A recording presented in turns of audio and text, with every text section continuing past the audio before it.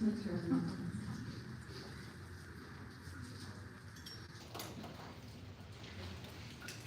So excited to see you all here today. Thank you for your patience with getting started.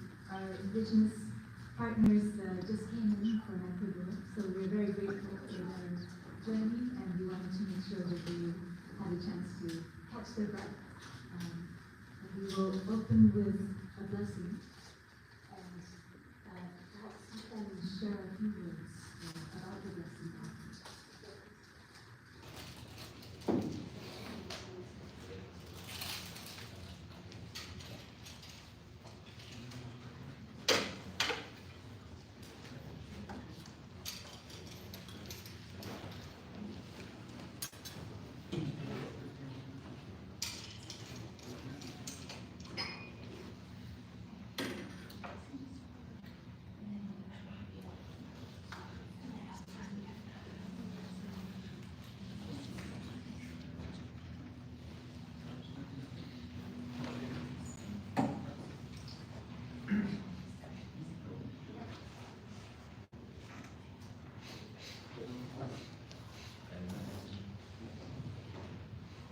Muy buenos días a todo público presente.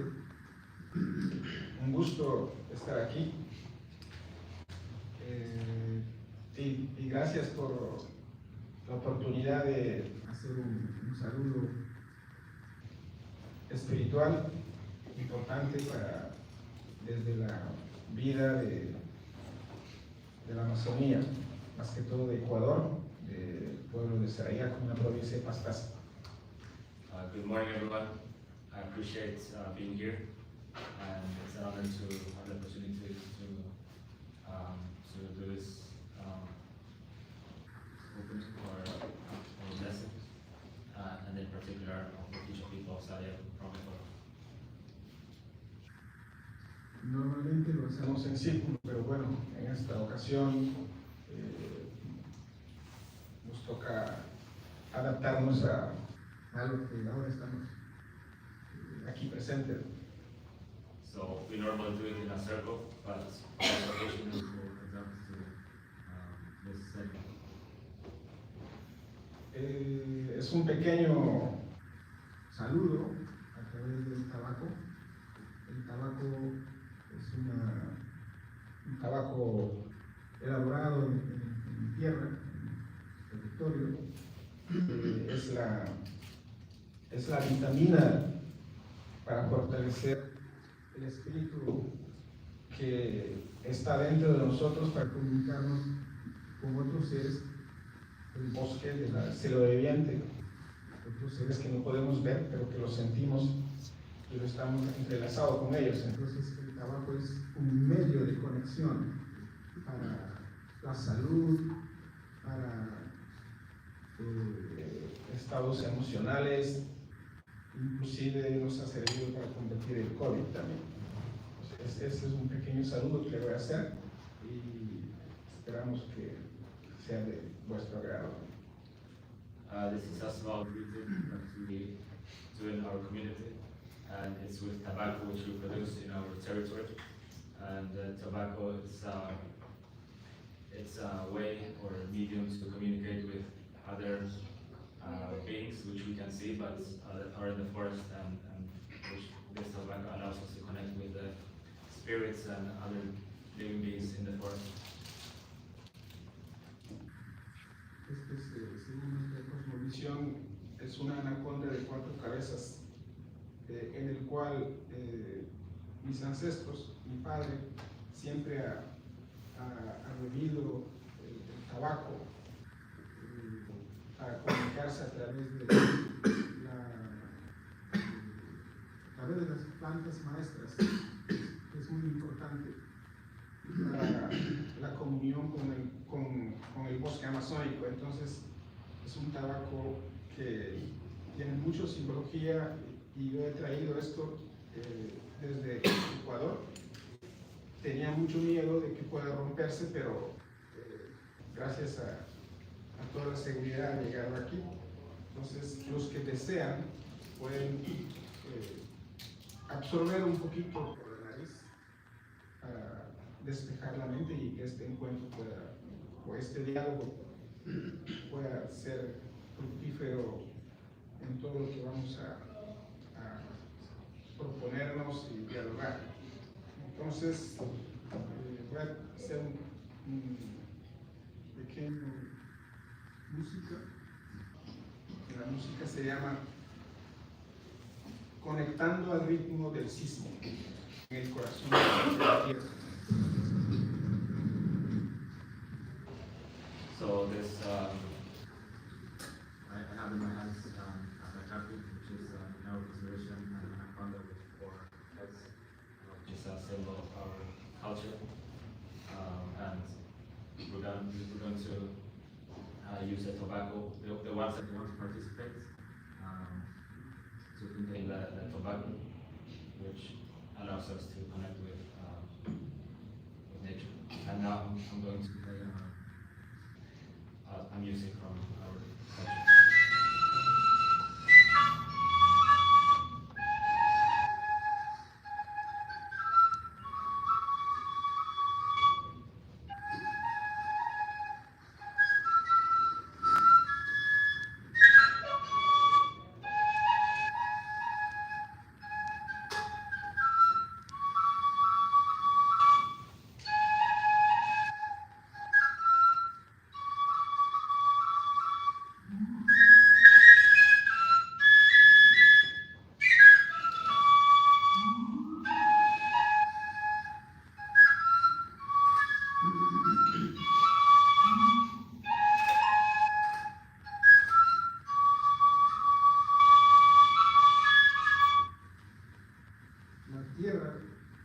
Adentro en el corazón choca y el sismo, cuando mueve la tierra, es todopoderoso. Esa es la naturaleza, la Pachamama. Esa es la canción y la petición y el saludo. Decir que todos somos naturaleza y que tenemos que vivir en equilibrio en la armonía. No somos aparte de la naturaleza, somos uno más en el mundo de la Pachamama. So within the earth, there's the seismic, flashes, and it symbolizes the strength of Mother Earth, and it says we're not apart from Mother Earth, but that we're a part of it, and we're one with it.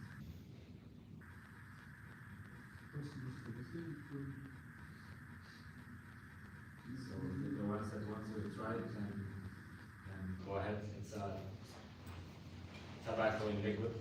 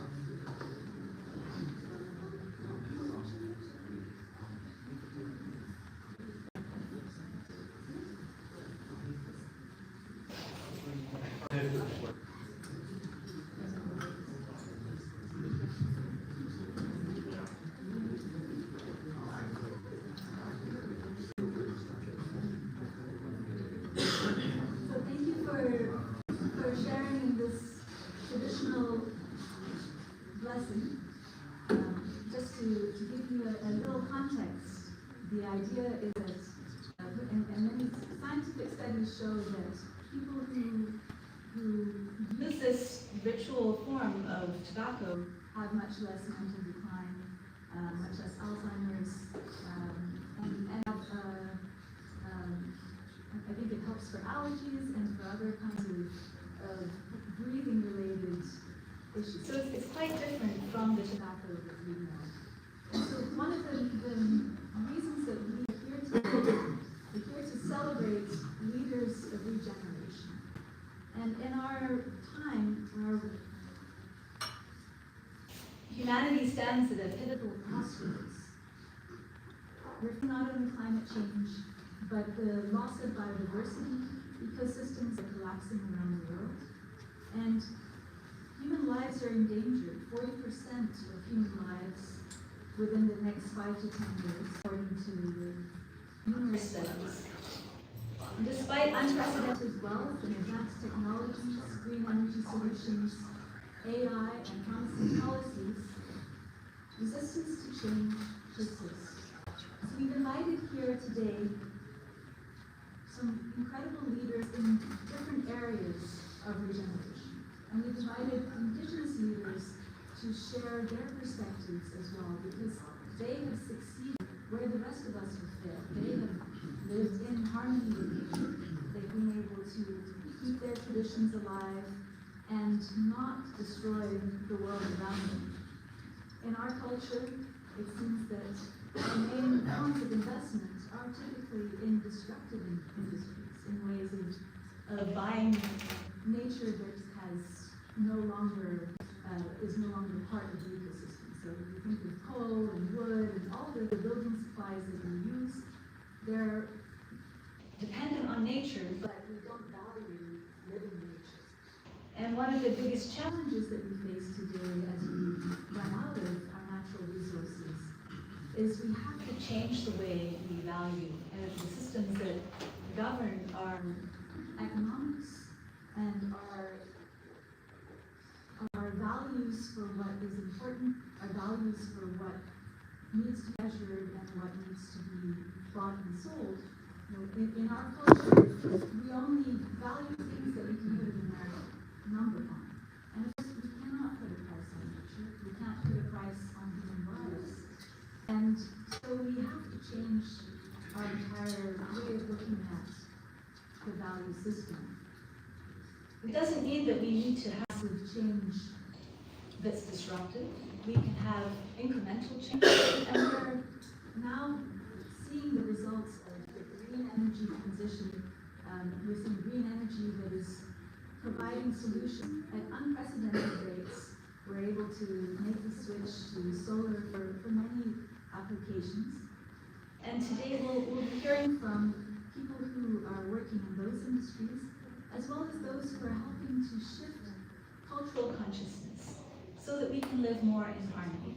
It's not about radical change, in my opinion. It's not about chaining yourself to a tree or trying to force a systems change per se. I believe that if we work together and we see the opportunities for growth that are provided by the transitions that are needed, then we can live with harmony with nature and live in a way that humanity will be far more capable of flourishing and achieving its full potentials. So we'll explore as well data cooperatives, capabilities to counteract harmful economic incentives like logging and mining. And we'll be looking at the immense planetary value of living ecosystems, the services provided that we take for granted, oxygen generation, carbon capture, the food we eat. As we are on the edge of losing many of our forest systems, the reality is that many of our agricultural systems will collapse as well as we lose pollinators. And as we lose ecosystems, we will face far more pandemics. COVID-19 is just one of many possibilities that will come out of the forests that have been destroyed. I'm a filmmaker. I've spent the last 3 years in the Amazon working with indigenous tribes there and with other communities around the world in Indonesia. I'm from India, from an indigenous background there as well. And all around the world, indigenous communities are coming out of their places of seclusion to share the urgent messages. And just 2 weeks ago, we were in Colombia filming for the Regeneration, the same project that we talked about last year. And there we've met with the Arhuaco people and the Boni people. And George Lee here is going to represent Mamo Louis' perspective, who's over 100-year-old Kogi leader. The Kogis or the Arhuacos have been coming down from the top of the mountain, where they've been living for the last 500 years. They were the first to encounter Christopher Columbus, to discover him. And it was a very difficult meeting. Unfortunately, many of the people were killed, and so those who survived went to the top of the mountains here in Nevada, and there they preserved their traditions and their knowledge. And for 500 years they've remained at the top of the mountain. But now they're seeing the ice caps are melting, the climate is changing, even at the top of the mountain, just like our friends in the Amazon, who you can see in the pictures.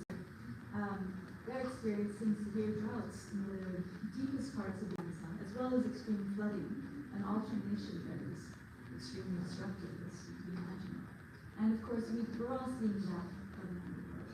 But what we don't often discuss is both the role of ecosystems in preserving climate and the role of indigenous people in preserving the ecosystems. Right, 80% of intact ecosystems are stewarded by indigenous people. So their importance to our humanity and to our global economy is massive.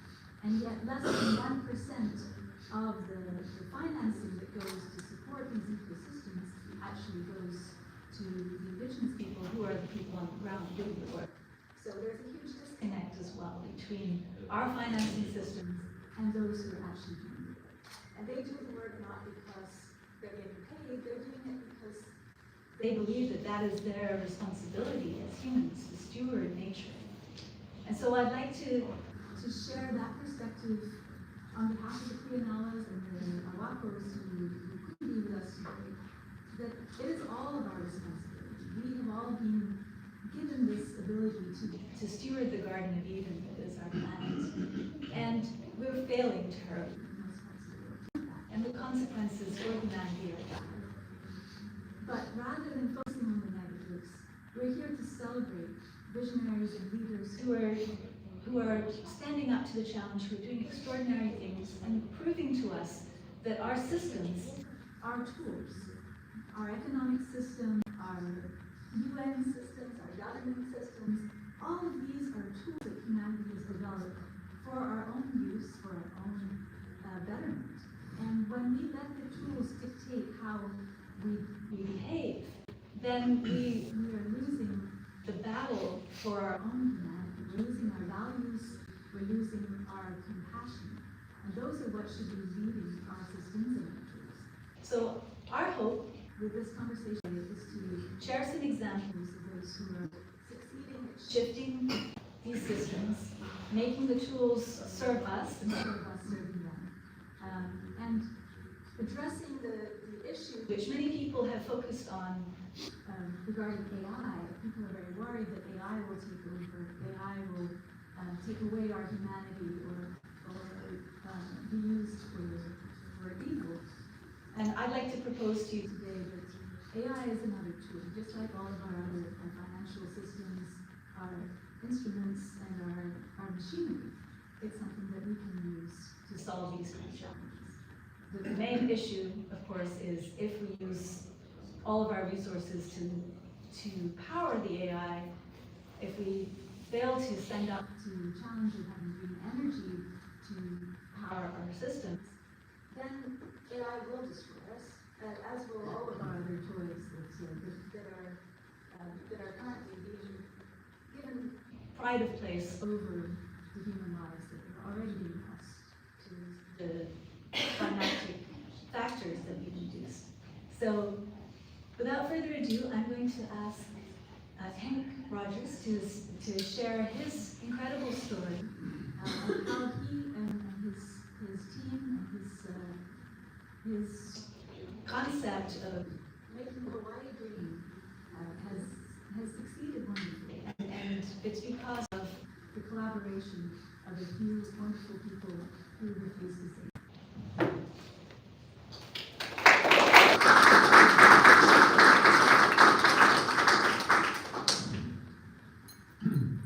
So in 2005, I had a near-death experience.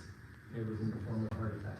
In the ambulance on the way to the hospital, I said to myself, I don't know who I said it to, but I said, I'm not going, I still have stuff to do. In the recovery room, I started thinking about what did I mean by stuff. And then I worked it out from the end of my life. What is it that's going to upset me if I didn't do something about it by the end of my life? And in my search for my missions in life, my first mission came to me in the back of the newspaper in Hawaii. I was living in Hawaii at the time. And it said, oh, by the way, we're going to kill all the coral in the world by the end of the century. All the coral in the world. Well, coral is something that we're watching. It's in the ocean. We can see it as it's dying. But we can't see many other things that are dying as well. And so causing the coral to die by the end of the century. It's called ocean acidification. What is ocean acidification caused by? It's caused by carbon dioxide. And what is carbon dioxide caused by? It's caused by us. So I said, okay, mission number one is to end the use of carbon-based fuel. And let me start in Hawaii, because I live in Hawaii, Hawaii's my home, and I didn't feel it right to ask other people to clean their room before I cleaned my room. So Hawaii at the time, I needed to clean Hawaii. At the time, Hawaii was importing $5 billion with a B, $5 billion a year of oil, and slightly less than $1 billion of coal. So of the oil, 30% went to jet fuel, 30% went to ground transportation, 40% or $2 billion went to making electricity, and all of the coal went to making electricity. So that's the biggest use of carbon-based fuel in Hawaii. So I said, let's hit the biggest one first. And so we decided that we were going to end the use of carbon-based fuel for electricity in Hawaii first. We did all kinds of things. We had children go door to door and exchange 300,000 light bulbs with the adults so they could explain how to save money, how this is going to be more efficient, and how it's going to help fix climate change. In 2015, we were the first state in the country that passed a mandate of 100% renewable energy. And ours is 100% by 2045. It was a negotiation. We wanted 2040, the politicians wanted to give us 2050, and we settled for 2045. What that means is that between now and 2045, no new fossil fuel infrastructure will be built in Hawaii. Why is that? Because it's going to be around, they won't have got their money back. Then we changed the business model of the utility, the biggest company in Hawaii, so that they make more money by switching to renewables. Today, we are 36% renewable energy in Hawaii. We are 1/3 of the way there. And the utility, our biggest enemy, went from being our biggest enemy to our best friend. And so now, the utility makes more money, the people pay less money, and we're helping fix climate change. And this is something that can be done everywhere. And since we did our mandate in Hawaii, 13 other states copied our legislation. So we have that legislation in California, in Illinois, New York, and 10 other states. So the problem is that the US is only like 4-point-something% of the people in the world. And in order for us to solve climate change, we have to do this for the entire planet. So our new effort, the new thing that we're doing is we're doing the same thing we did in the US outside, starting with islands and island countries.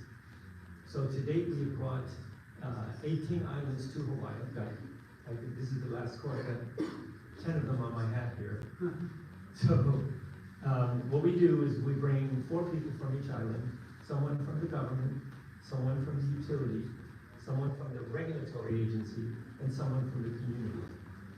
So 4 people, they come to Hawaii, we spend 2 days with them, having all the people who were involved in the transformation of Hawaii, the governor, the head of the utility, the renewable energy providers, the legislators, the activists, and basically we answer all the questions that these islands have because they just don't know how to do it.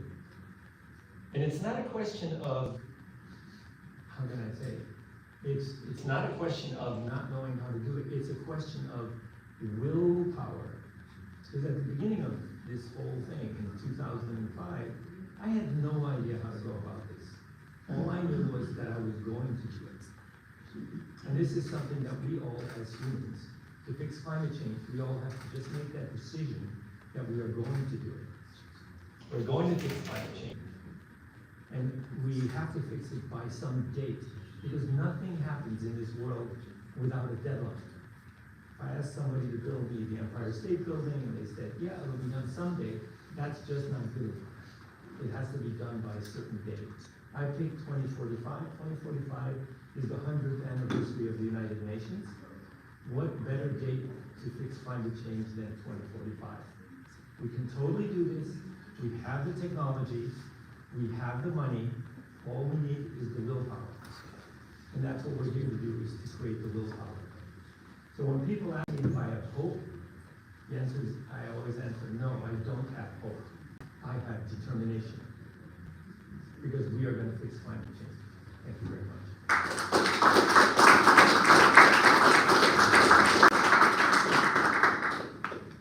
Thanks so much.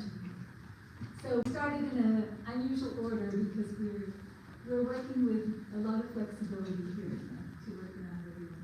But we're going to share now a trailer for the Regeneration generation. And this is the film that we've been working on, and many of the people here are part of it. And so it's a film that is essentially a film about collaboration, about shifting consciousness. So we'll just be up on the screen.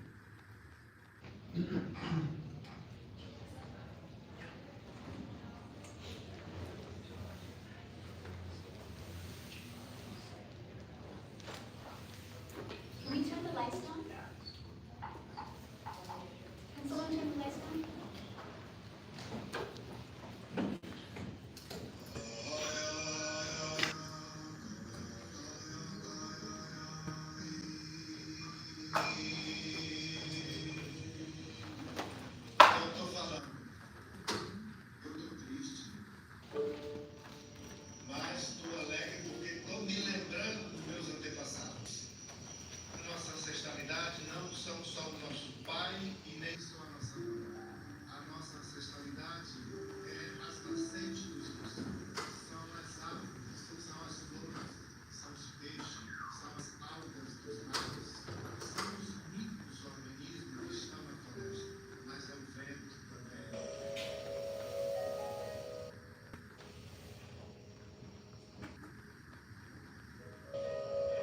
This is where we came from. We're defending the water, defending the forest, and that doesn't only affect the tribe.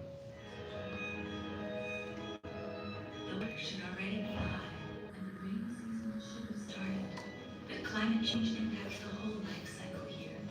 So the fish that are now full of water can't spawn because they're trapped in small water bodies. What does the world want without the Amazon rainforest? Are we as a species able to survive? I would say no.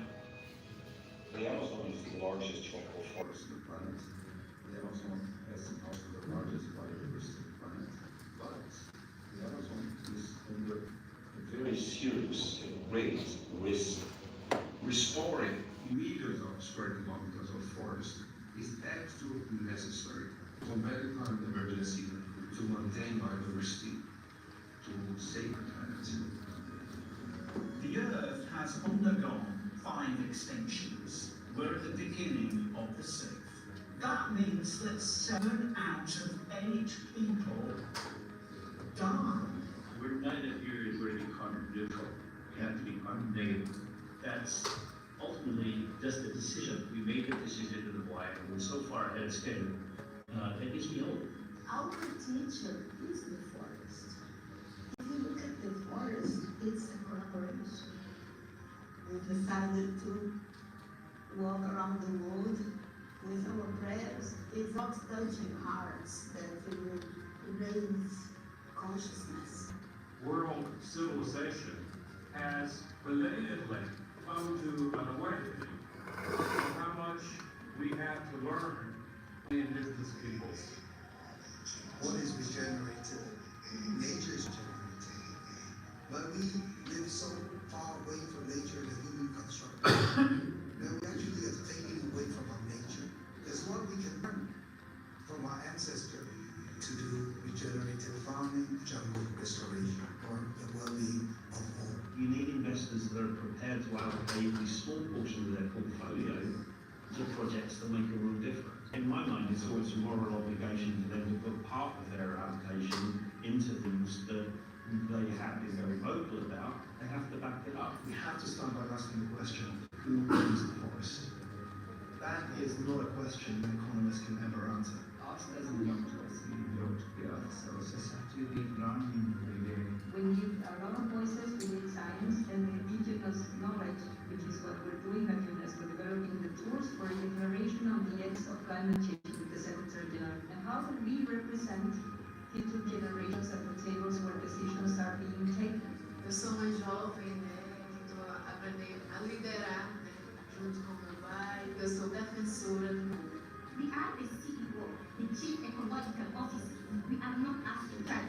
We are asking them to pay back the ecological debt. And business should create a new market economy, one that focuses on well-being and happiness and bring us back to our own nature.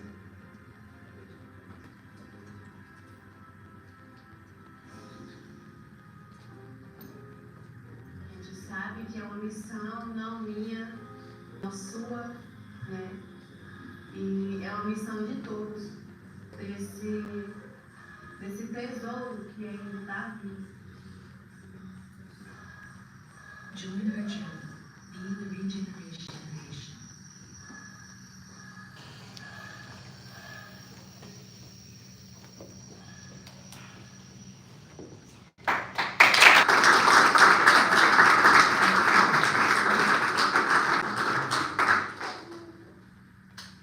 Thank you.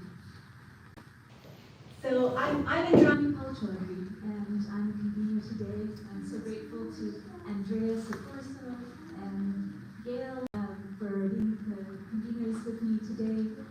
And we are really honored to be working with a broad range of people on humanity's greatest challenge, which is what we're facing. And some of us are devoting our lives to this, some of us are devoting 2% of their portfolios. It doesn't matter how little, as long as your portfolio is very big. It's really important that we all bring everything that we have to this, because future generations depend on it. And what we learned from our Indigenous partners is they look at 7 generations ahead. That's how they measure their success. How is what you're doing today impacting your 7th generation descendant? And how are they going to remember you? Or will they remember you at all? Or will they remember you as the person who destroyed their future? Or will they not even be? Those are the options that we have on the table. And I really believe that we will make the right choices because humanity is incredibly resilient. But how difficult that transition is will depend on how quickly we accelerate it now, while things are still good. And so I'm here to help amplify voices. And I have the great honor of presenting Convenor, who is an incredible producer and has shaped so much of global culture with his films X-Men and Transformers and others. He's also made many documentaries, and he's a producer on our film here. And our aim is to really amplify the voices that haven't been heard, hearing it directly from the source. And so I'm going to ask Tom to share his perspective and why he is drawn to this important project.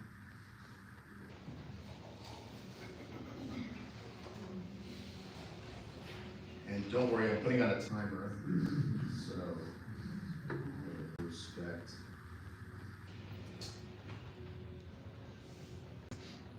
So I'm a kid from New Jersey. My dad was a cop. My mom worked at night as a billing clerk at a trucking company. I was lucky enough to jump the fence and move out to Los Angeles. I'm a writer and producer. I wrote and produced X-Men 1 and 2, Battlestar Galactica television, wrote the Story Bible, and Transformers. And I'm proud of those films because for the first time in human history, we've given the world a common mythology. The heroes and villains, and we brought people closer together through that. I've made over $6 billion in the box office alone, over $20 billion in licensing and merchandising, and X-Men was responsible for pulling Marvel out of bankruptcy. And of course launching the huge company that it is. So I understand the commerce of it. But I love this Native American saying, which I think really gifted me with a lot of wisdom, which is, once they have chopped down the last tree and fished the last fish, they'll realize they cannot eat money. We are not going to put success in our coffins. We are not going to put money in our coffins. What are we leaving behind for everyone's grandchildren in this room? For the first time last year, every freshwater fish that was tested on this planet tested positive for forever chemicals. There are now microplastics in every human brain on this planet. And gentlemen, I hate to inform us all, it's also in every male testicle on the planet. We have created a system of ignorance which has poisoned us. Challenge business schools to change their philosophy and follow the first rule of medical school, which is do no harm. We cannot keep chasing profit and the next quarter at the expense of clean water and fresh air. It's frustrating because we value intelligence way more than wisdom on this planet. And until we value wisdom more than intelligence, we will fail. I think the business people in this room are led by the consumer. I'm not villainizing anyone. We are all in this together. We have created this problem together. We have become locusts on this planet. We have separated ourselves from nature to the point where we think nature is our toilet. We throw our garbage into the ocean. Well, karma and the planet has reminded us that we are not separate from nature. Whatever garbage we're throwing into the planet is coming back at us. It is now part of our bodies. And we are giving a planet to everyone's grandchildren with more and more poisoned water every day, more and more poisoned air every day. There are microplastics in rain. So I challenge everyone in this room, if we are creating things that are toxic to the environment, they are toxic to our future. We need to move away from products that have forever chemicals. We need to move away from plastics that are harmful. This is a global systemic problem. No one country is a saint or a sinner. We are all complicit, but we are all the solution. I have 8 godchildren, and they range in age from 4 to 24. And it's sad because my Gen Z godchildren, they have no hope. They say, what can we do? It's already done. That's our job, ladies and gentlemen. We have to give them hope. And I'm not about radical change, but I am about radical change. I think within 5 years, we need to challenge businesses to say no more forever chemicals. And if that means putting a little more elbow grease into a pan to do away with Teflon, and I do not want to hear from the Teflon manufacturers that they have a right to their profit. You do not have a right to your profit once you have knowledge that you are poisoning the planet. You have to shift your business model completely. No more excuses. Businesses, you can either be Tony Stark or Lex Luthor. And I think we can see a lot of Lex Luthors on the planet. And I pray every day for a Tony Stark to show up. We need to give kids that are being born tomorrow a planet with clean air and fresh water.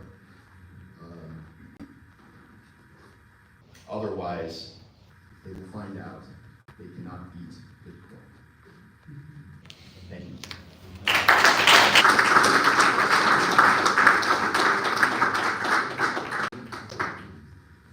Thank you, Tom. So shifting culture starts with each of us.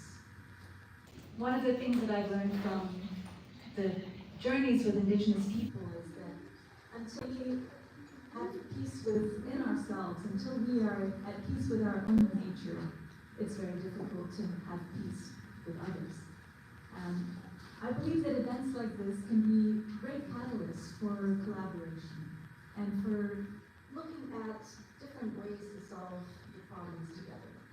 So this afternoon, we're going to have sessions that focus more on data governance, on using our technology for transparency, for working within the change-making systems in better ways to include Indigenous and diverse voices. This morning, we're going to focus more on some of the green technologies, some of the ways in which we can use imaginative technologies, film and television and storytelling to help shift culture and to help find that harmony between us that's so sorely needed. I know that we're going to shift between 2 panels in just a moment, so I'm going to ask everyone, all the speakers, to come up here for a moment. We're going to take a photo, and then some people will be leaving, some people will be coming, but that way we will commemorate this moment, and then we will go back to hearing from some of our more wonderful panelists. So everyone who's a speaker, please come up to the front here. We're going to do one group photo.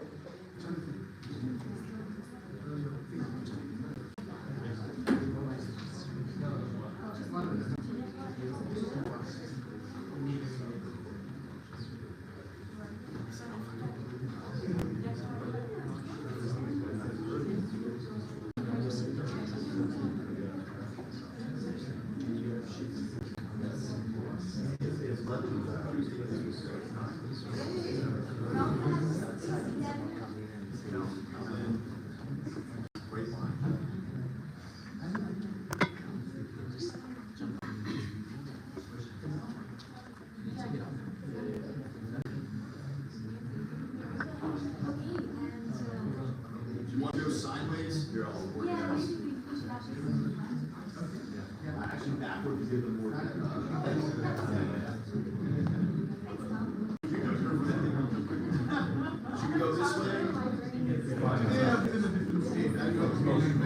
mean, that'd be great.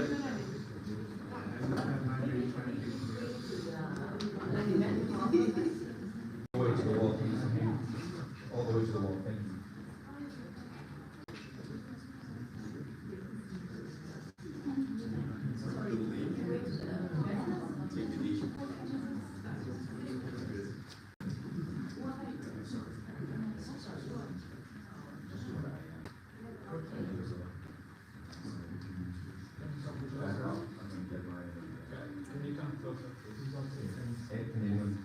Let's turn, let's start with this guy in the middle, and then More, we can turn sideways perhaps, so we can get your shoulders sideways.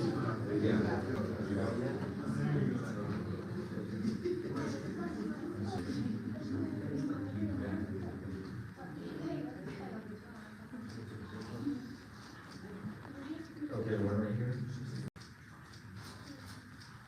Okay, there are many others. okay?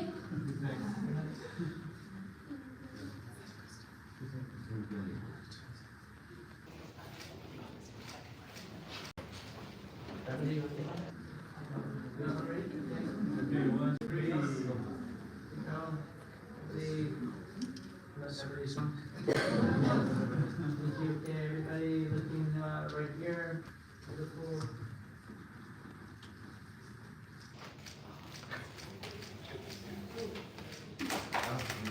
Excellent.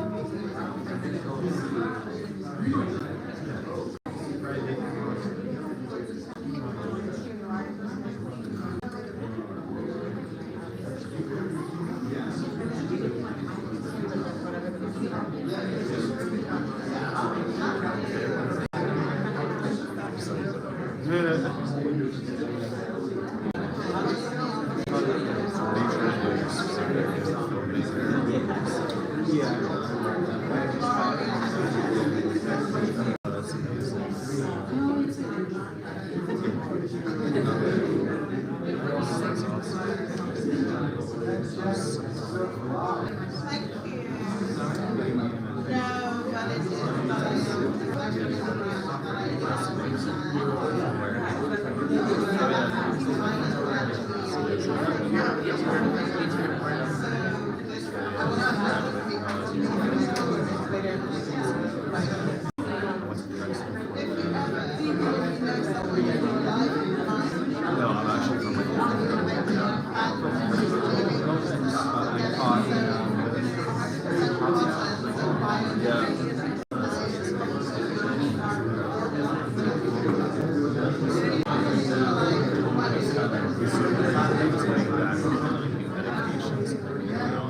Right now,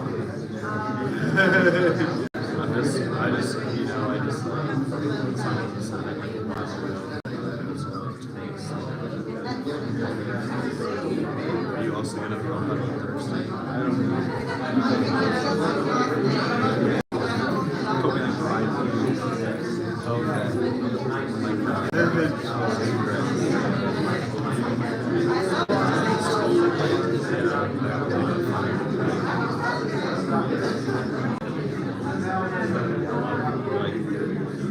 The fact that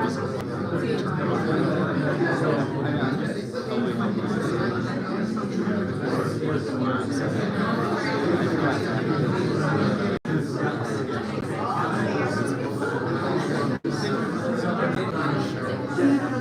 take a nap right now. It's very interesting stuff. Okay, everyone, we're going to come back to our seats and continue with the program. So I'm going to ask those who haven't spoken yet to come up and sit here. All of our speakers in the next round. I think most of you are great.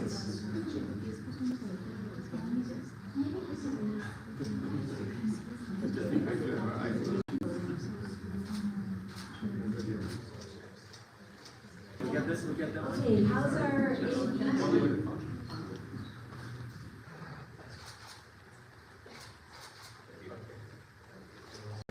Alright, I'm just gonna let them do what they're doing there and get started again.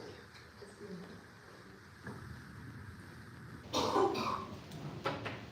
Alright, thank you so much, Hank. Wonderful seeing you. So now it is my honor to introduce a great friend, Kunal Sood. Oh, Johnson, you're on the panel too.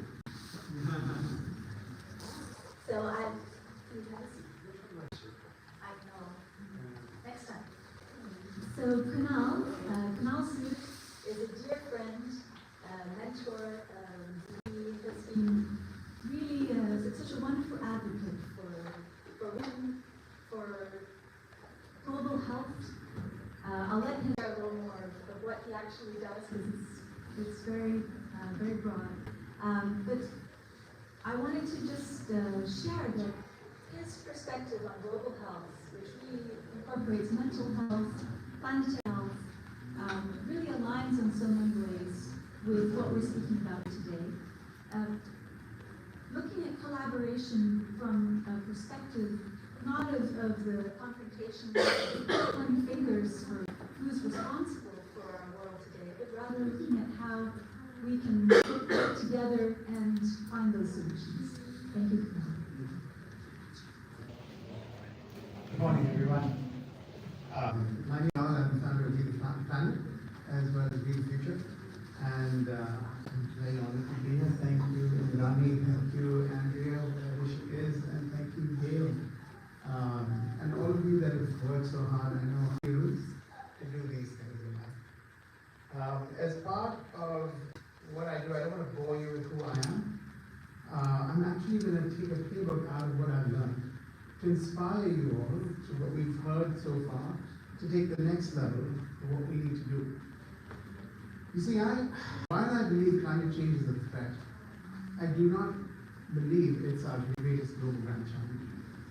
What I feel here and now is our greatest global grand challenge, is consciousness itself. The consciousness that we hold as a collective, as individuals, is a more important idea and a more important sadhana. Sadhana, roughly translated, because it's very different concept in Sanskrit words in English, is practice. What you do in life every day. Your sadhana, the way you train, the way you manifest who you are. So up here I'd love to share with you one thread or one thought, just to give you guys some food for thought. When I was at Singularity University, which is this awesome think tank which proposes to save 1 billion lives, or at least positively impact 1 billion lives over the next decade, that was our mandate. And I learned something about the perpetrator, collaborator, bystander, and the victim. And the bystander is the fulcrum. My friend named Robert, who ran the GSP program that I was a part of at PUD Amantes. And I learned that the bystander is the fulcrum. I didn't get that. When I first heard, I was like, what does that even mean? What does it mean, the bystander is the fulcrum? Perpetrator, collaborator. Victim, bystander. Think about it for a second. If you see, or if you hear a girl scream down the dark alley, what would you do? What would you choose to do? There are two instincts, right? One is to run, because you know there's danger, The other is to run towards the person to save them. All right? That's what gives us the intellect. That's what any person that is brave will do, to figure out what's going on. I feel the Mother Earth is screaming right now, and we're not listening. We're just being bystanders. There's so much apathy right now in the world that we've all become bystanders of the reality of climate change. So for me, I believe the biggest thing for us to do now is to take a stand together, to have each other's backs, to look after each other, but more importantly, look after Mother Earth. Because this is the only planet we have. While we can make the impossible possible and go to the moon and Mars and dream all these unbelievable moonshots that I'm all in for, I don't think we shouldn't do these things. I think we should unlock the unimaginable all the time. But the most important thing we have to do right now is to honor our ancestors that are here now. They actually have the carbon footprint of a lion, which, believe it or not, is the least.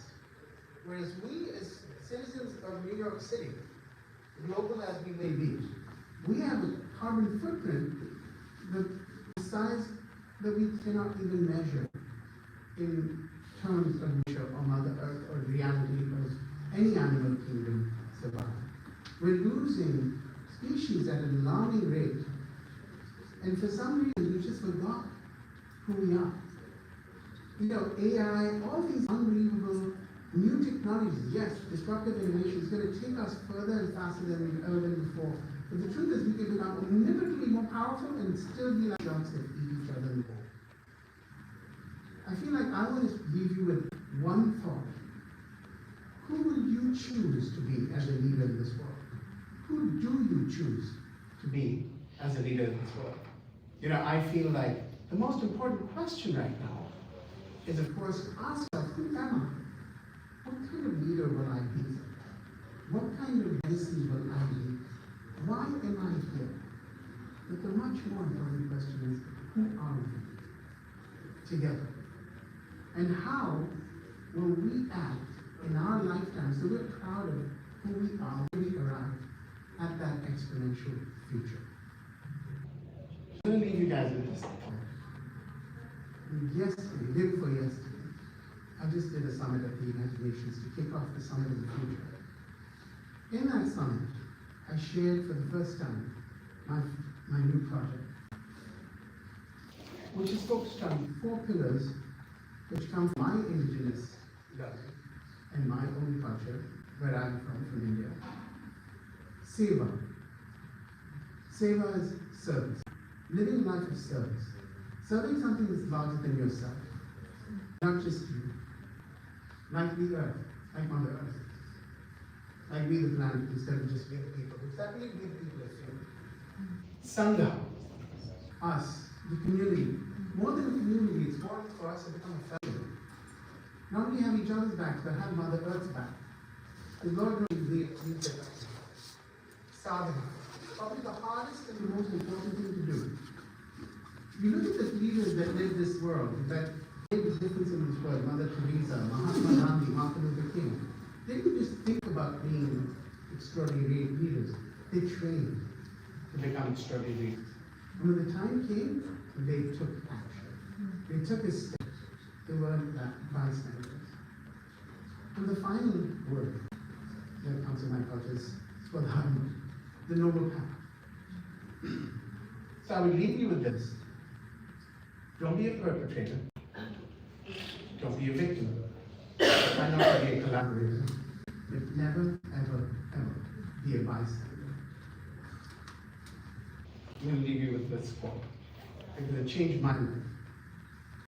It's from Meg Cabot, just to make sure that you don't think it's mine. Courage is not the absence of fear, but the judgment is something more important, like love, and compassion, nothing more. The brave may not live forever, but the cautious do not live always. Thank you.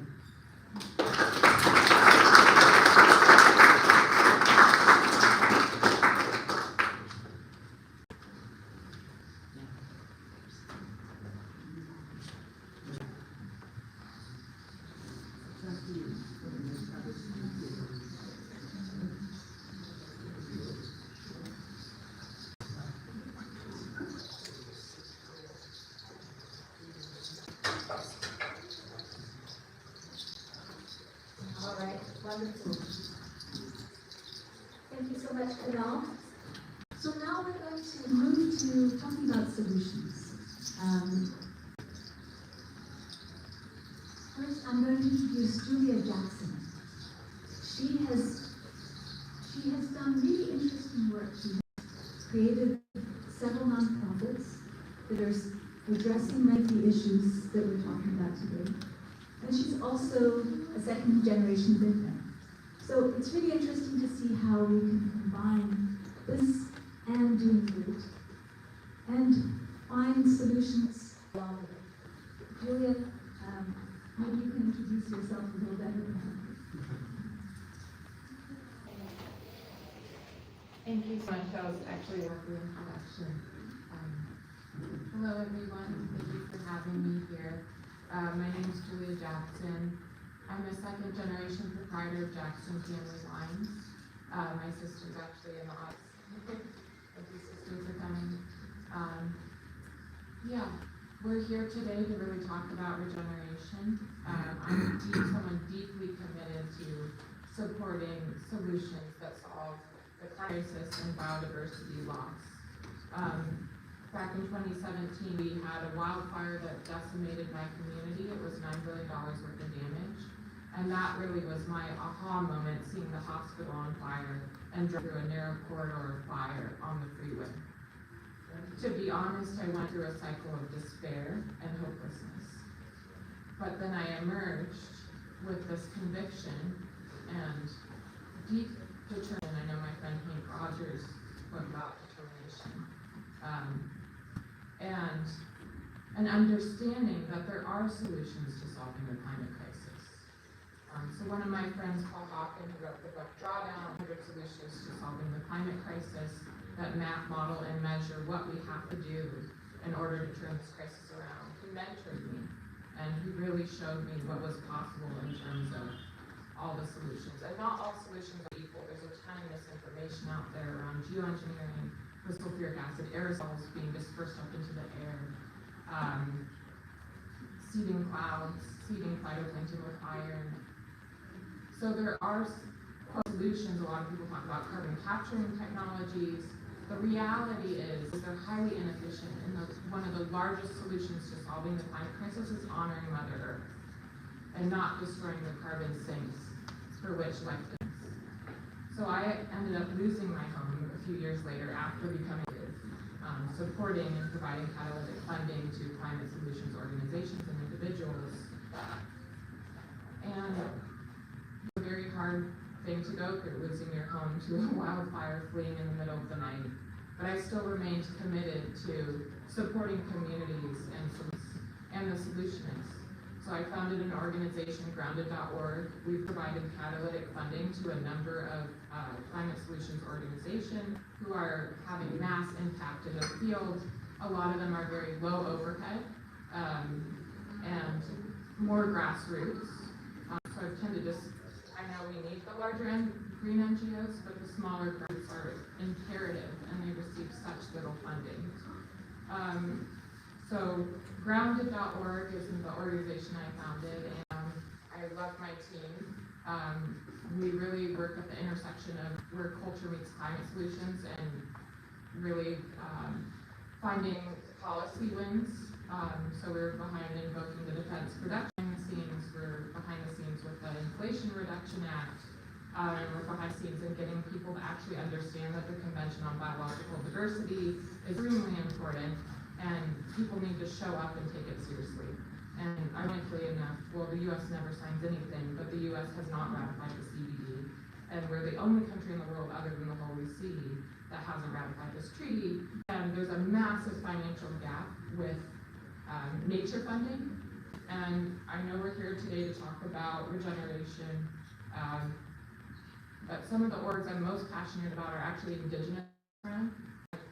Less than 2% of all philanthropic giving goes to the environment. Of that, less than 1% of philanthropic climate giving goes to indigenous frontline communities. Yet they're safeguarding a third of terrestrial ecosystems and also understand that Mother Earth is a living being and is not meant to be destroyed. Some of the other orgs that I have supported include Earth League International, stopping illegal animal trafficking and logging, Sea Legacy, storytelling for ocean and marine protected areas, One Earth, utilizing the best mapping system to protect 50% of terrestrial ecosystems based on E.O. Wilson's Half Earth concept. I know 30 by 30 out there. But the reality is, I to say that we have to protect 50% of Mother Earth by 2030, not 30%. Criminalizing ecocide is the International Criminal Court. I support Jojo Mehta and lead the U.S. Council to really fast track ecocide in the ICC because ecocide should be up with genocide and that's a crime against peace. One of the other orgs I'm excited about is Earth Elders, led by my friend Atomi Toltec, leader Mendahi Bastida. It's an Indigenous-run organization, bringing together 2 Indigenous elders from each continent to become a voice for Mother Earth, alongside other frontline Indigenous communities. And I know we're here today and we're under time to talk about regeneration. I'm really excited to step the role of executive chair of the organization Regeneration.org. It's a new role for me, and I've been there from the beginning with Paul Hopkin to really develop the largest database of climate solutions in the world, building upon his drawdown. And today with me in the audience actually is Raj Joshi. Hi Josh. He's stepping into the role of executive director. And so we created a book, which is the largest database of climate solutions building upon his work on drawdown. And we created a website that's really, there's so much research and science that's gone into this database. And now the next phase really will be taking it to the next level, building a movement on regeneration, stepping out of the model of existing and paradigm into the regenerative model. So we're here really to work alongside regenerators. We're here to help the movement of regeneration that exists and be in service of catalyzing a movement with regenerators. So we're here to we're really excited to be a leader in this space now, a new leader, and well, I guess an oldish leader, but I believe in regeneration as a principle, and my friend Kumi talked about consciousness shift. And we desperately need to elevate our consciousness to live alongside Mother Earth, whether it's the personhood of keystone species, protection of sacred sites, the rights of nature, adding a board seat for nature in the boardroom through the Earth Law Center. There's so many different solutions to solving this crisis. We don't have to continue emitting 50 billion tons of CO2 every single year. We should be giving land back to the rightful caretakers of Mother Earth that actually know how to heal her and protect her. And we should be honoring all Indigenous brothers and sisters because they are the caretakers, and I'm so grateful that you have them in this room. But sometimes I go into these spaces and I'm like, where the heck are the actual frontline leaders? And yeah, so I really honor you for Mother Earth, and I'm here to be with you. And I'm here to really, with Regeneration and other initiatives, be behind you and support them as a sister. So thank you for having me, and I'm here, excited to step into the role of executive chair of Regeneration.org and excited friends, because, I mean, eternal optimism, while I've lost my home to a wildfire, I do, in my heart of hearts, believe that we can solve this crisis, but it's going to take all hands on deck, human ingenuity, creativity, and transcending our consciousness so that we honor Mother Earth as a living being. Thank you.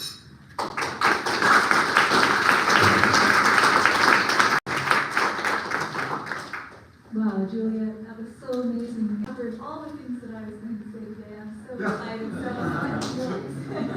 No, it's really very, very crucial, and I think that you pointed out are really what have moved me for the last 5 years to focus my life on this, because Indigenous people are not behind in some way. It's not that we need to help them to become more like us. It's that we need to learn from them. They have preserved so much more of the world, and their ways are so joyful and beautiful. I have never been, as the time that I've spent with communities that welcome me as part of their family, because they recognize when people are there for the right reasons, with good intention. And if you walk down the street of New York and you come with a good intention, there people will recognize it too, but not necessarily be people who are there for your higher good. So it's been an incredible journey, and so I'm so thrilled to have Atosi Domingo. Welcome. We're going to hear from a couple more people on the stage, but I'd love for you to speak after. So in a very short time. So I'm going to call on home, because I know he has to run as well. But he is another wonderful human, on a really profound level, finding art connections as well as the business alignments that work well together. And so I'm honored to have him share a little bit of the magic that he does.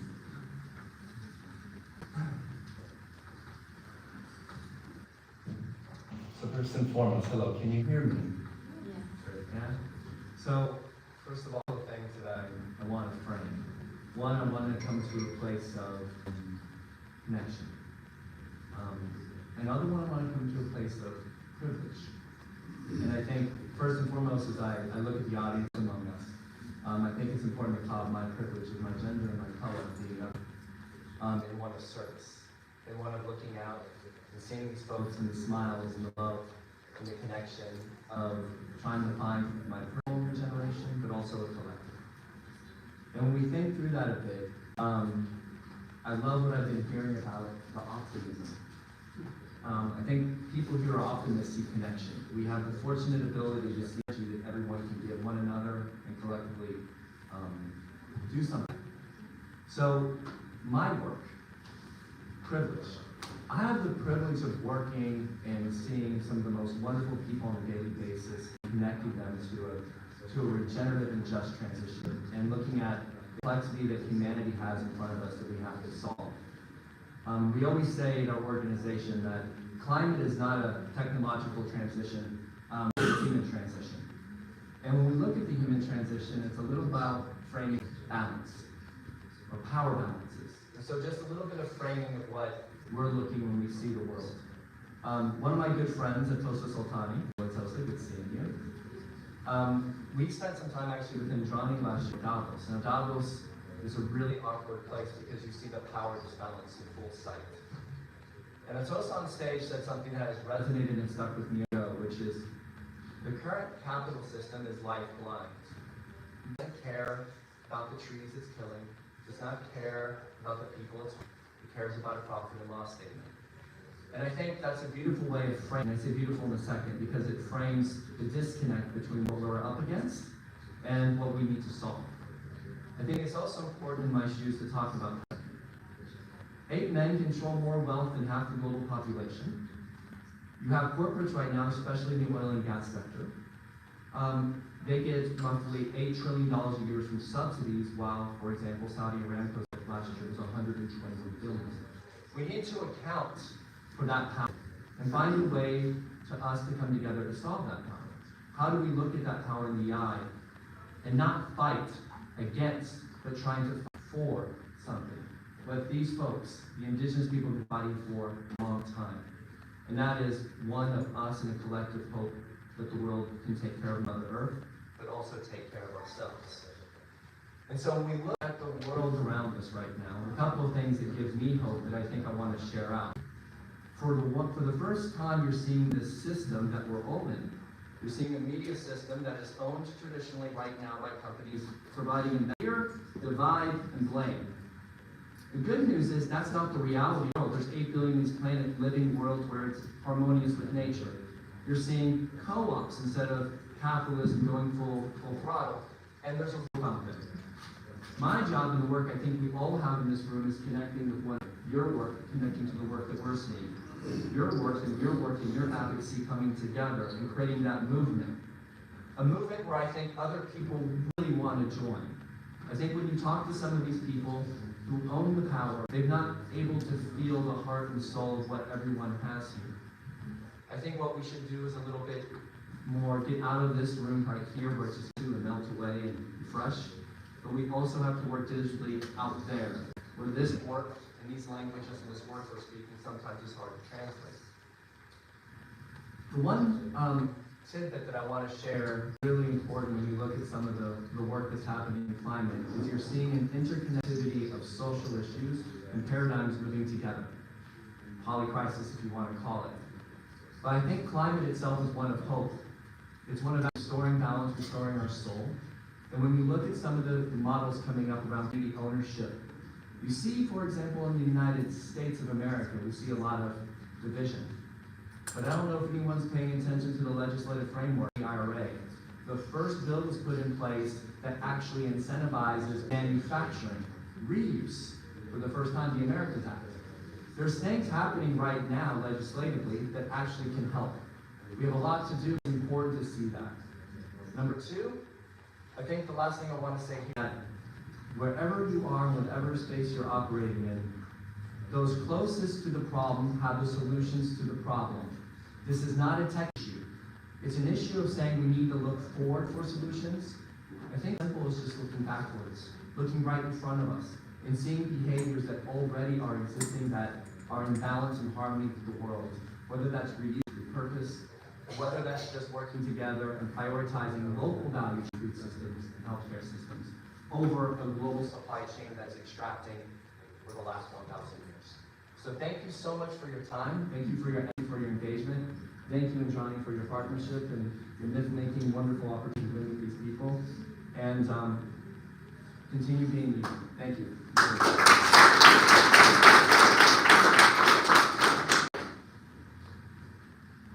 Thanks so much, John. So we're all talking about solutions, and yet everyone's looking at little pieces of the equation. And one of the challenges that I've found as a filmmaker, interviewing Indigenous people around the world, scientists, business people, technologists, I keep hearing the same problem over and over again.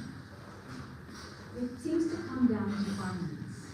Whether we're talking to a minister of defense who says, well, I know climate is incredibly important, but systems collapse is going to cause destabilization and mass movement of people and undermining of law, but we don't have the funds to combat. So if that is what the people at the highest levels of government are telling us, it's also what we're hearing from our Indigenous communities who are getting almost a amount of the funding and doing a very large amount of the work. So what kinds of solutions there are? Something that has come to me through my Indigenous partners and through their leadership is the idea that we need financial instruments that allow people to invest in nature and invest in the Indigenous-led approach to preserving nature, because they are the ones who've been getting it right for thousands of years. And it's proven, it's true. When we're that seems very risky from finance-minded people, they're not looking at the larger picture. They're often looking at a time scale that isn't really representative of the efforts that they have put into this preservation work over thousands of years. They're not taking into consideration colonialism and capitalism and working directly against the effort Indigenous communities have been working for. So I'm going to introduce now in just a moment a partner who's working with me on creating bonds. So what we're looking at is instruments that allow for a long lead time so that we can develop those economies with Indigenous people in the lead, so that they are not forced to pay the financial instruments in a rapid way, which creates an extractive kind of economy, but that they have the leeway to experiment, to try new systems, and to work with the support of science and business leaders who work in that direction. So this is a project that is still in development, but it's very exciting. We have some incredible partners on board. And my incredible partners is Jason Petralia from Anthropogenics. And he's doing an amazing job working on the transparency, which is so important when we look at creating these these kinds of structures, making sure that the accounting is done properly and that the burden isn't on the Indigenous communities to do that on their own, because that isn't a cultural tradition of theirs, it's a cultural tradition of those who are providing the funding. So we're aiming to bridge this gap.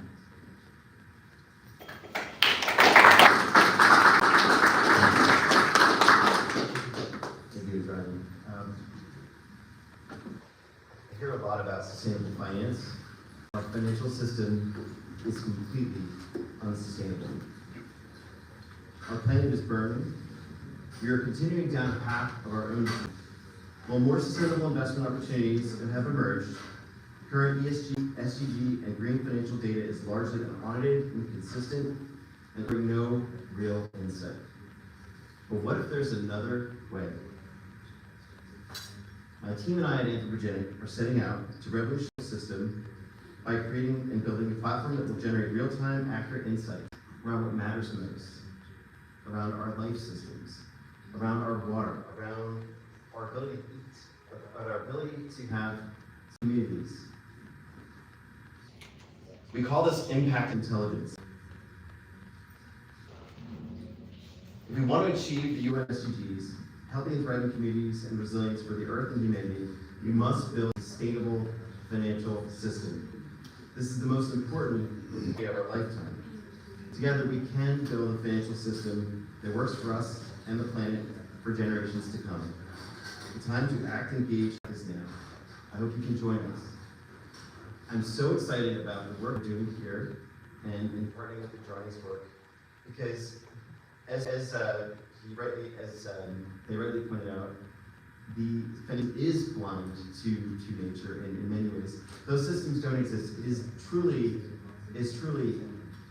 a world where the extractive constraints, the tyranny of the quarterly report are driving almost all of the key decision making.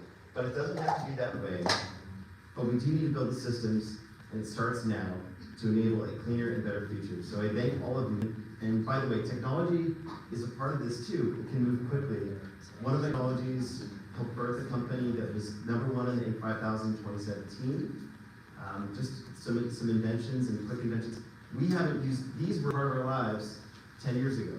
And yet we do everything on it. It's essentially a cybernetic brain. So when you look at this, I want to leave you with a little bit of hope on how quickly we can move, rally the communities, and we rally our humanity, and if we actually develop the technologies to enable us to be our best.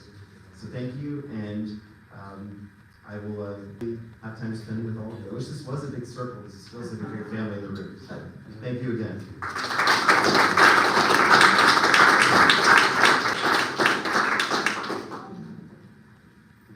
Thank you, Jason.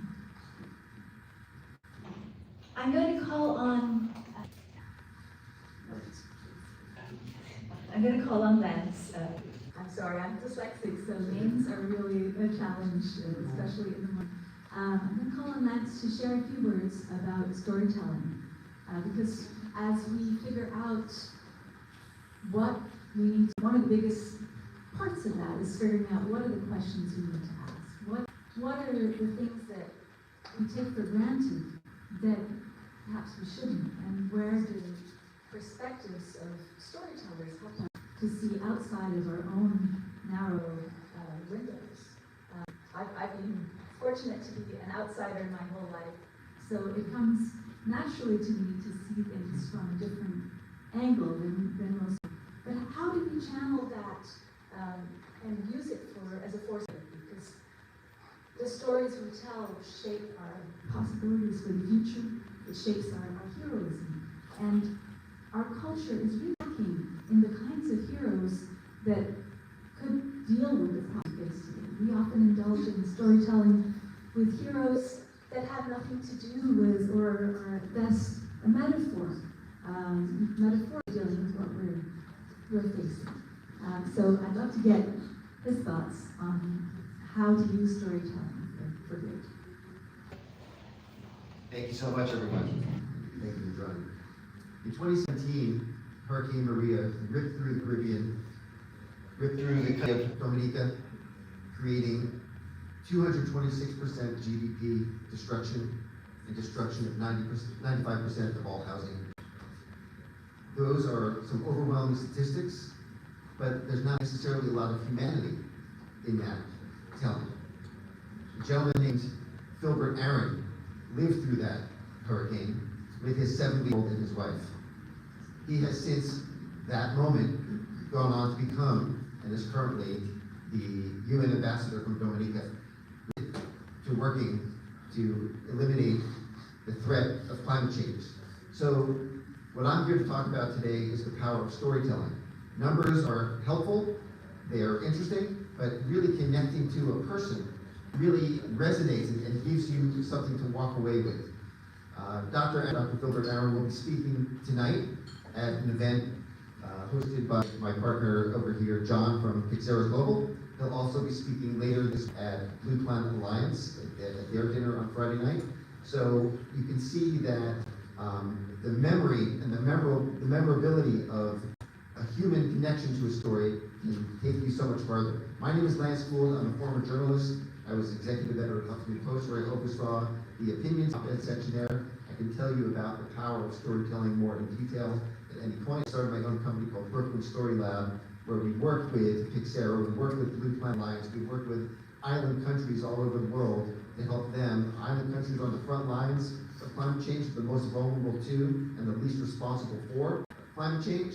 So we're working to help them. I'm going to speak very briefly today because I learned preparing remarks, but I wanted to address the audience and talk to you about the power of storytelling. And I'm so grateful for what Indrani is and her partnership with both Blue Planet Alliance and Pixar as well. Thank you very much. I'd be happy to talk much more about storytelling later, but thank you so much. And also want to honor the other people in the room here who are also on the front lines of climate change. And appreciate them and support them in any way we can. Thank you.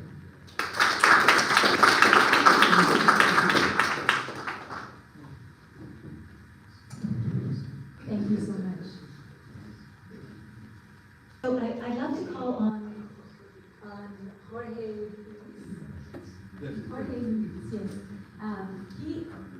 I got to spend 2 weeks in Colombia with him and father, who is 100-year-old Mamo, and maybe Jorge is going to explain a little bit more for us. Jorge, would it help to have a translator? I think that my case, I will talk short. I don't know. Okay. So a little message from Mamo Luis, one of the most spectacular creative beings that I've met, and known as the son of the sun.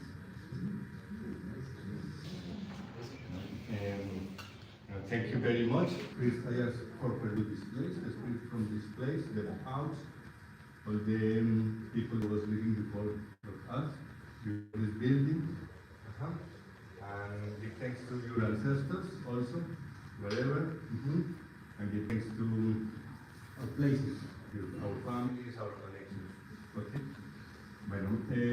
We wish to restore the balance of the planet together. The existence is a relation between everything that exists have origin, and everything that have origin is product from one relation between material heritage, body, or unmaterial heritage, like our names. Okay, the natives around the world, they know who is the father of the father of the father of the father of the father of the earth. They know who is the mother of the mother of the mother of the waters, of the air. Time is not money. Time is life. Entonces, with your health, your connections, with your essence, we will make the link or the bridge to give back the energy to the material world. Okay? From the place that I live, you understand? Bueno, I am coming from Sierra Nevada, from Santa Marta. This is the planet, this is the ice and ice. Sierra Nevada is here. For example, Niagara, Nicaragua, Guarani, the meridian of the waters. Or Fuji, Etna, Hawaii, the meridian of the fire. We live here. It's because I am coming from the heart of the world. Okay. In this point was coming 500 ago, the Occidental view was coming, the reason or logic was coming after the human rights, was coming from nature, was coming best living, was coming the individual, and was coming to have. The next 500 years, we will change reason for balance. Human rights for nature rights. Live from nature, from live with nature. Best living for good living. Individuals, communities, and to have for to be. Thank you very much. I am here like a civilian, but I lived with natives 28 years ago without electricity. I am only a bridge between the elders and the next generations also. We never win if some other lose. Okay?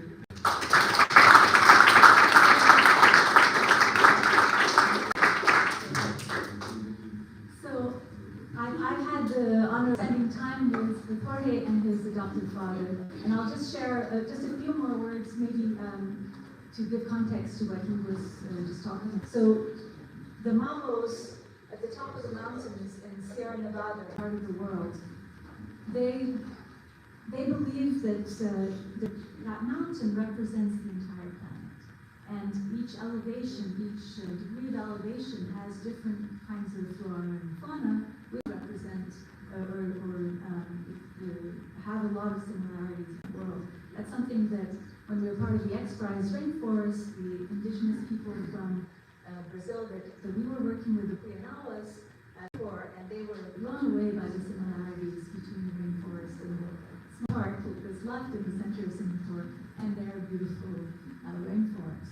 So as we look at these alignment in science and indigenous knowledge, the deeper I've gone into it, the more I've seen that indigenous knowledge has a great advantage for our scientific process because it's looking at thousands of years and a much vaster range of ecosystems, a much more diverse range of humanity that are part of the indigenous ecosystem as well.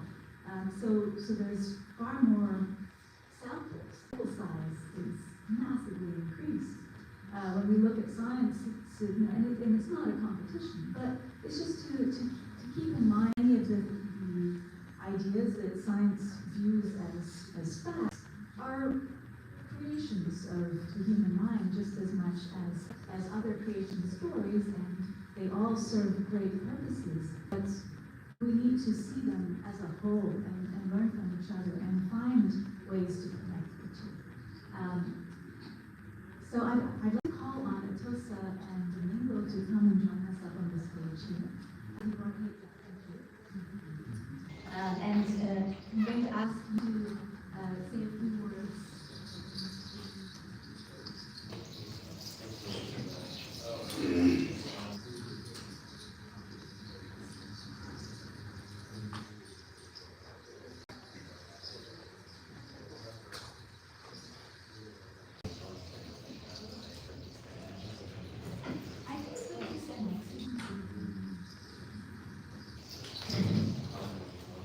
Muchas gracias. Partiría desde un análisis y reflexión muy importante para entender sobre el desarrollo, la visión del desarrollo que a nosotros nos han vendido o nos han enseñado. El desarrollo, cuando nosotros entendemos, es que el desarrollo tiene un fin, pero hasta ahora, cuando hablamos de grandes propuestas de desarrollo, al parecer para los pueblos indígenas, los pueblos originarios, como que la palabra desarrollo, esa visión de desarrollo nunca se termina. no sé cuándo terminará, cuándo acabará de crecer. Esta visión realmente se opone a la visión del suma causa. Vivir la vida en armonía y suma galipa, que es la tierra fértil. Estas dos visiones nos han generado las incomprensiones y la violencia y el conflicto que por siglos nos enfrentamos los pueblos indígenas. So I will start with an important analysis of the concept of development, which is a concept that has been sold to us or that we have been taught. But as peoples, we ask, what is the purpose of this development? It should have an objective or a purpose. And it seems like this development never stops. So there's development, and we ask, when is it going to stop? It's just growth and growth. And this is directly into our view of suma causai, or when we read in English, the good living. When we read good living. So the concept of being living in harmony with each other and with nature. Mi nombre es José Gualinga, vengo del pueblo originario Cristo de Sarayaco, de la provincia de Bastida de Ecuador. Estoy aquí acompañado con varios líderes y lideresas que estamos presentes por esta Semana del Clima, invitados. Quería compartir esto para enfocar de que hay una serie de procesos de violencia que nos enfrentamos, violencia que hemos llevado a procesos de litigio a nivel nacional y a nivel internacional para poder defender, para poder resistir, para poder que la Pachamama, los de naturaleza puedan continuar, puedan existir. Esta violencia, muchos que son invisibles, no se ve en territorio, ha causado un crimen a la naturaleza, ha causado un ecocidio, ha causado un genocidio cultural. Eso es el proceso que nosotros nos hemos enfrentado, pero también tenemos soluciones para evitar estas dos visiones que nos dividen entre el desarrollo y la propuesta del suma causa y también la propuesta de causa sacha, la selva de viento. My name is José Gualinga. I'm here to New York Climate Week with a delegation from Sarayaco, accompanied by many leaders. And I want to share that we confront violence in our territory, which we have acted to defend our cultures and territory by litigation at the national and international levels. And there is violence happening to indigenous peoples, but we also have solutions to stop this conflict between those two different concepts that divide us, of the worldview, which is the suma causai, or the when we live good life, as well as the concept of the living forest. La regeneración lo entendemos desde esta propuesta porque todo tiene una red de vida, todo está interconectado, estamos conectados. Para nosotros no hay una separación de que la naturaleza es allá, porque nosotros somos la naturaleza. Yo soy agua, yo soy tierra, yo soy selva viviente, yo soy Pachamama. Igual todo que nos rodea somos únicos en este mundo, en esta tierra. Por lo tanto, la visión, la solución que proponemos también es que debe haber, y estamos trabajando en una nueva propuesta de una plataforma entre el conocimiento ancestral y el conocimiento científico para poder armonizar y encontrar una salida, una solución a la crisis social, a la crisis económica y a la crisis climática que nos estamos enfrentando como humanidad. Esta propuesta va más allá de ver solamente una financiera, sino también porque nosotros históricamente, todos los pueblos originarios siempre hemos hablado de la vida, nuestra lucha y nuestra voz, no solamente en la Amazonía, también acá en Estados Unidos y en otras partes, donde los pueblos estamos conectados todavía con la tierra, hablamos de la vida. Y esa es nuestra misión para poder defender a la Pachamama. So when we talk about regeneration, this is how we understand it from this perspective, because everything is interconnected, and Earth. And so as ARIAC, we have proposed a solution to harmonize indigenous ancestral knowledge with science. So we have a proposal or a project that we are working on to harmonize this bridge. And as indigenous peoples across the world, we're always talking about defending life, not just us in Ecuador, but also the indigenous peoples of North America. And this is what we want to be able to defend the Pachamama or Mother Earth. Es importante que la convergencia entre la sabiduría, el conocimiento ancestral y el conocimiento científico podamos encontrar una respuesta. Respuesta para soluciones sobre la crisis climática. ¿Cómo? ¿Cómo vamos a que esta convergencia tenga una respuesta científica, tecnológica y de sabiduría? Hoy acabamos de llegar el día de ayer, después de una semana de un encuentro con varios científicos de 12 países por la Universidad de Nueva York y el pueblo de Sarayaco.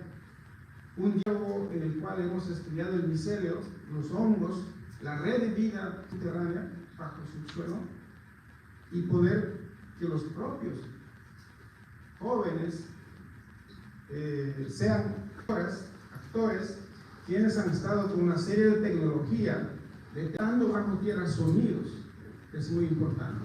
Nosotros, bajo nuestro conocimiento y sabiduría ancestral, en Causa Xacha, todo está conectado a través de los seres invisibles, pero que lo podemos sentir. Los árboles, las lagunas, las plantas, los pantanales, las montañas, las cascadas, todo lo que está dentro de la selva amazónica, porque nosotros no somos los que realmente hacemos el rol de custodio, sino esos seres, esa red de vida que no podemos ver, pero que los sentimos pero que están ahí, son ellos quienes refertilizan, fecundan y conservan la riqueza de la diversidad biológica, la biodiversidad. Ahí empatamos esta agencia, este diálogo entre la ciencia moderna, convencional, y la sabiduría milenaria ancestral, más que todo filosofía del bosque viviente, la selva viviente. Es un ser vivo, consciente y sujeto de derecho. So, in light of this climate crisis, there's a need for a response. There's a need to combine the ancestral knowledge with the modern science. So, for this reason, in our community in Sarayaco, we have gathered over the last week 40 from across the world, led by University of California, to come together to study the fungi networks underground, which are all interconnected underground, and that's also how we, as indigenous peoples, view nature. And we also believe in living beings that we can see, but that are there. So that's we have managed to combine our traditional or ancestral knowledge with modern science, because everything is interconnected. And we don't see ourselves as the stewards of Earth or as biodiversity, because that's actually the stewards, what we have to steward in itself. So we want to combine the modern science also with sabiduría or wisdom. And we want youth of the community also to be able to combine with modern technologies, detecting sounds underground, understanding.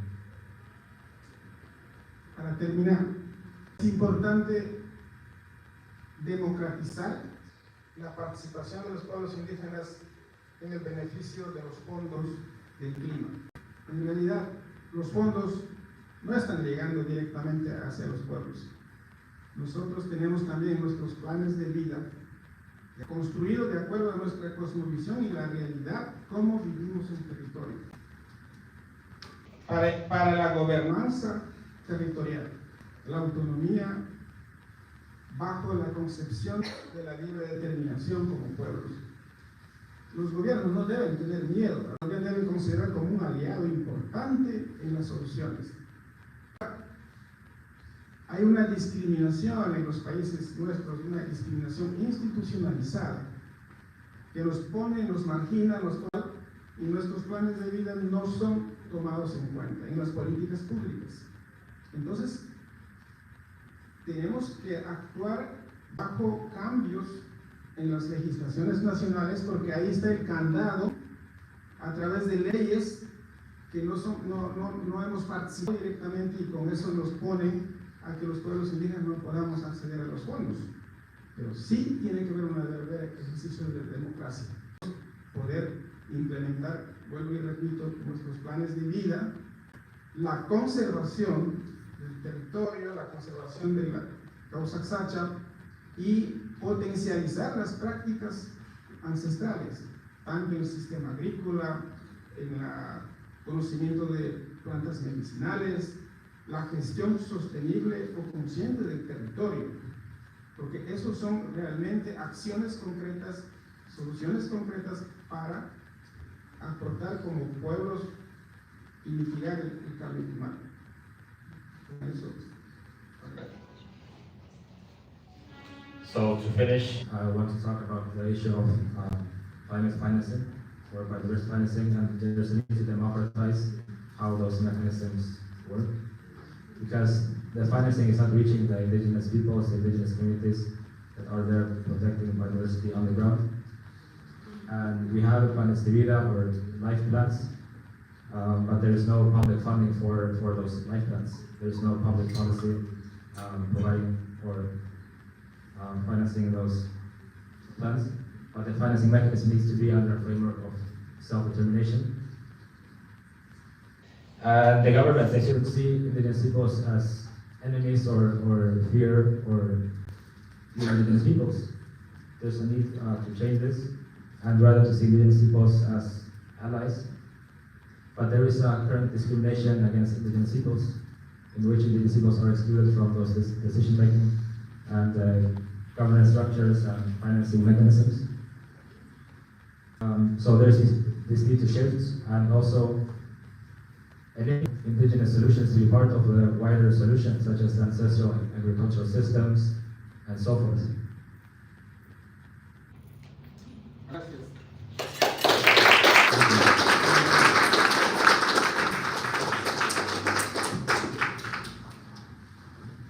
So much, and I'd love to talk to you much more, because we're working to create collaborations between the different nonprofits and for-profits, businesses, and countries. Even there are many ways to get this problem solved. We need to work together. So we're very honored to hear your words and grateful for your opening today. So now I'm going to ask Jonathan Granoff to share words. He is a legal expert, a defense expert. Maybe you can share a little bit of your. Okay, well, I'll share. He has worked with many of the countries of our world and working with national security on many levels. And he's also a professional person, and I had the honor of interviewing him just last week. And his perspective will be part of the ongoing film as well.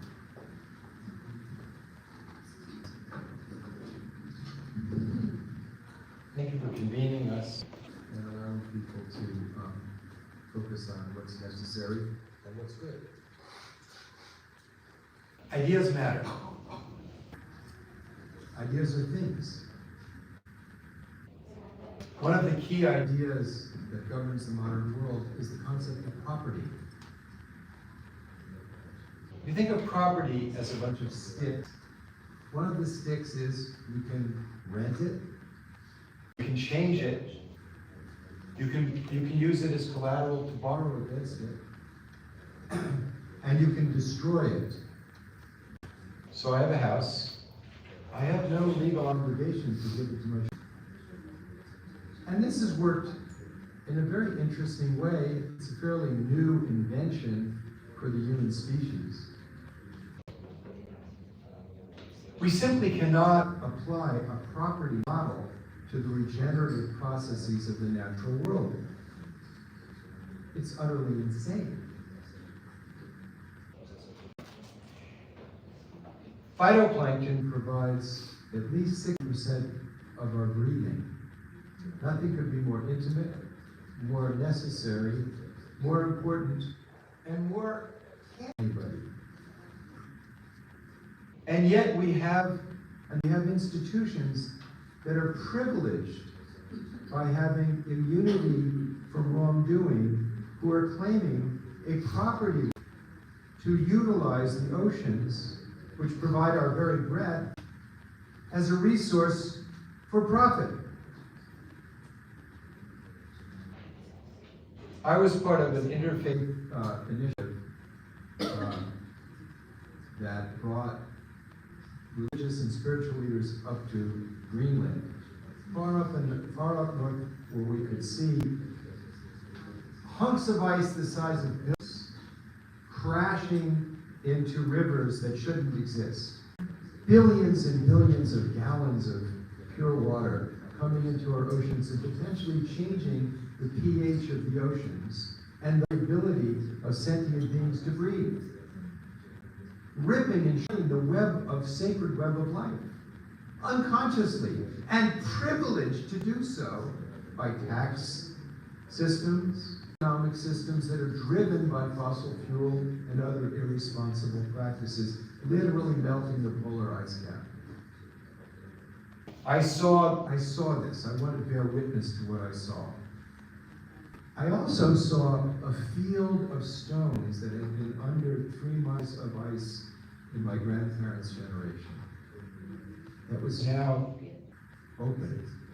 Now, in western and eastern Pennsylvania, there are fields of granite stones that came down from the Ice Age, the size of football fields, and all of them are the same mineral content, so they all look alike. Up above the polar ice cap, each of these stones, in this field, they were different. They were like gems, they were like jewels. They had plastic nuances of colors from the different minerals in them, and geometric formations in them. I mean, I felt like I was in Tiffany's. Of our great mother. And I picked up a bunch of them and put it in my pocket. And I was going to base camp. Stop the bus! Let me out! My conscience kicked in. My conscience saw the beauty in it. But my conscience said, put it back.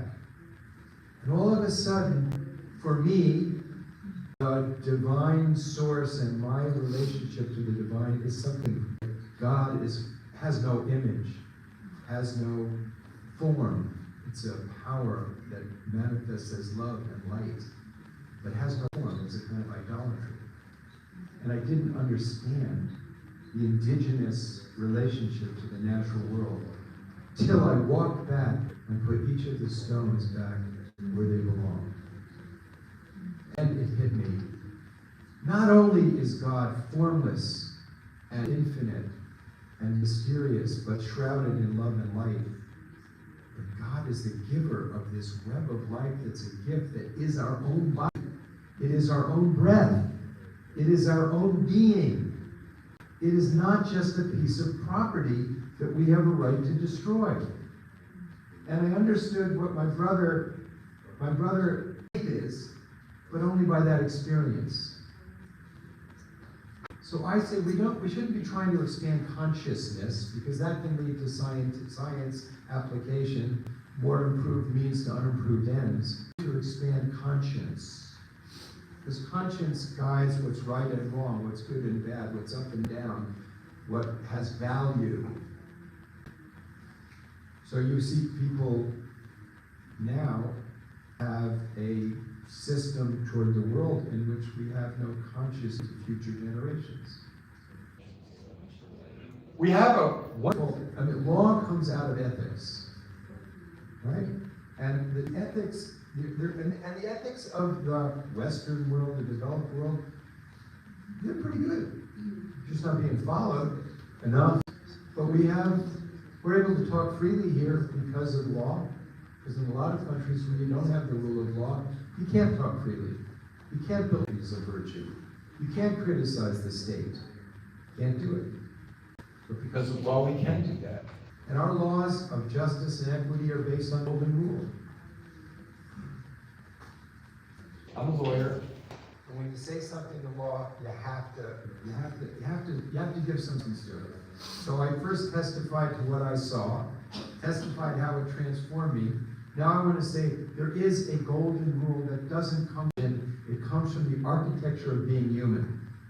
When it's adhered to, when nations do it, stability arises. When nations don't do it, instability arises. 9 nations saying we can bring peace and security to the world by threatening to annihilate the future with nuclear weapons is like 9 nations saying no nation can use smallpox or polio as a weapon, but nations can use the plague as a weapon.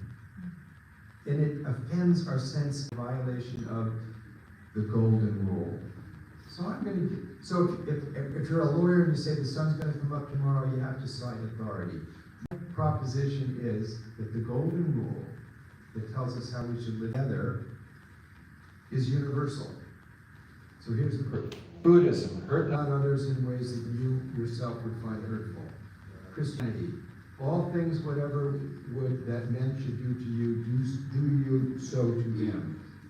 Confucianism, do not unto others what you would not have them do unto you. Hinduism, this is the sum of duty. Do unto others which would cause you pain if done to you. Islam, no one is a believer until he desires for others what he desires for himself. Judaism, what is hateful to you, do to your fellow man, that's the law. All the rest is commentary. But you might have noticed that in all of these articulations of the expressions, there's nothing about future generations, because when it was said, you couldn't destroy the future. 200 years ago, somebody said, let's melt the polar ice cap. What? Somebody said, let's split the atom and blow up the world in the afternoon. What? Let's cut down the forests in 2 generations and destroy the rest of our lungs. Couldn't do it. So I think, because I do believe that ideas matter a lot, I do believe that ethics guides behavior, that we need a golden rule for the 21st century. Treat the lives and well-being of future generations as we want to be treated. You read the SDGs, which were really bad, but it's all in, there's a lot, God forgive me for saying it, it's riddled with a lot of global owning. It has a lot of stuff that you simply can't grasp unless you know this particular language, which I happen to know. I've studied it for 40 years. But if I were to talk to my wife about it, with the acronyms and the technical, it has no heart. It has no ethics, no power of spirit. And we're talking life and death. And it has no power of spirit. I think we need to spread the concept of the golden rule for the 20th century. 7 generations is implicit in that, but that's already, I'm sorry, it's already wallpaper language. You can buy products where with 7th generation soap. It's just, it makes sense in a certain culture, but the culture of the world's ethics already exists. We already have a foundation, and we need clerics, imams, rabbis, and lawyers saying, we have an ethical duty. It's not that, we're in a moment in history in which the practical necessity and the ethical imperative converge. This never happened before. The practical necessity of the survival of so many sentient lives, not just human lives, but many other living things, is at risk. It's a practical necessity. And the ethical necessity is treat the lives and well-being of future generations as we want to be treated. That's the ethical imperative. And that's a very powerful argument that hasn't been made. So I'm proposing that at this conference, at this time, that this ethical argument spread, because it resonates with people, and that's what matters. Because not only are things powerful, not only are ideas powerful, but nothing is more powerful than when the spirit and the light of the soul is invoked in an issue. And our responsibility to the web life that stretches not just to the whole planet, but stretches into the future, is what our conscience is telling us now. May we be the carriers of this message. Thank you.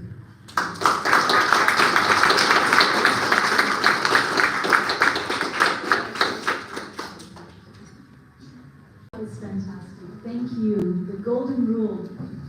I'm so excited to be creating these bringing together people who are able to articulate things so much better than I can, and it's just wonderful to hear that crystals.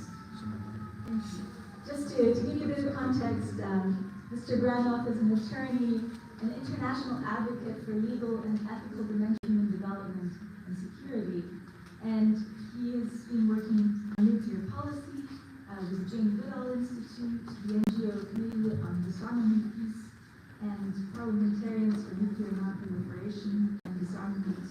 And he's a senior advisor and United Nations representative for the Nobel Peace Laureates at the UN. So really, someone who has such a breadth of knowledge.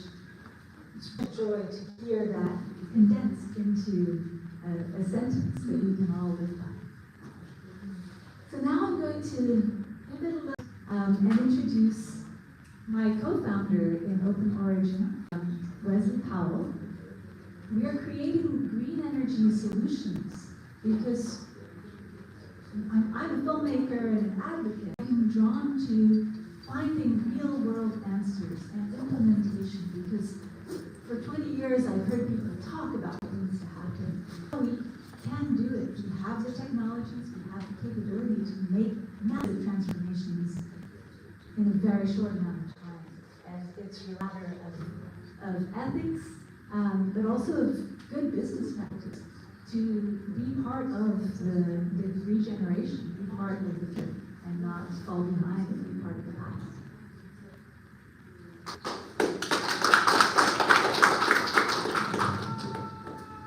Thanks so much for setting us up, Indrani. I really appreciate the opportunity to speak out in the world.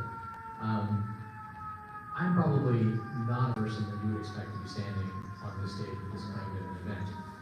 In history, I'm a scientist by training, background in chemistry and physics. I did my undergraduate senior thesis on how to gas into clean crude so that we could extract that natural gas out of the Alaskan environment more efficiently and bring it to the United States and burn it here in the United States for profit. But I'm also, like all of us, a victim of climate change. I lost my house twice, back to back, in 2011 and 2012, in Hurricane Irene and Superstorm Sandy. Both times, got flooded. Both times promised insurance money. You're getting flooded out here. Welcome to New York.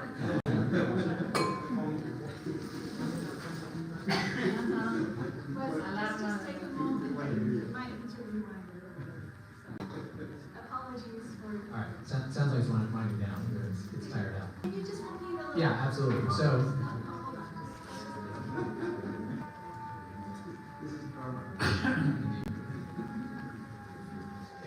I also can't believe that I'm speaking at this event. So once again, to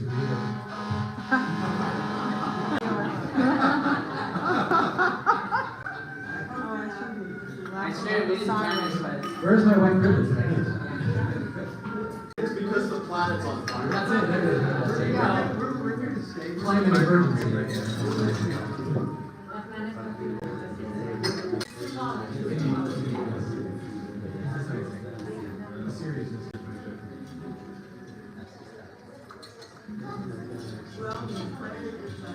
Indeed. There's a little loud.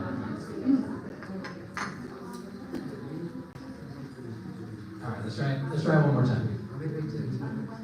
Okay, so I lost my house twice in 2011 and 2012. First in Hurricane Irene, which flooded out my first floor, and was promised FEMA money, didn't happen, because they ran out. Okay, great, no problem. You know, sucked it up. So that's just interest for these things. A year later, it happened again. Now, both times, keep in mind that I'm in the 1,000-year flood zone, so I'm not supposed to get flooded. It raised my house specifically for this reason. And the second time it floods the first floor and the second. So now I'm wiped out completely. Wiped out several businesses. I lost hundreds of thousands of dollars of stuff in my garage as well as my first floor. And once again, no insurance money. So ultimately, I ended up losing that house in a bankruptcy because it was the only way to get it, and figuratively underwater. Now, this was an example of something happening to someone who, if you look at the rest of my history, walks to the privilege falls, right? So I'm working for the biggest management consultancy in the world. I'm doing work for the Department of Homeland Security. I'm doing work for the Department of Health and Human Services. I'm doing Department of Treasury work. I'm also working for the World Bank. Worked for every major bank on Wall Street, with the exception of Goldman Sachs. And so I've seen, you know, what it takes to move big infrastructure forward, multi-billion-dollar projects with the World Bank, multi-billion-dollar projects across the States, what it takes to get those things funded across the finish line.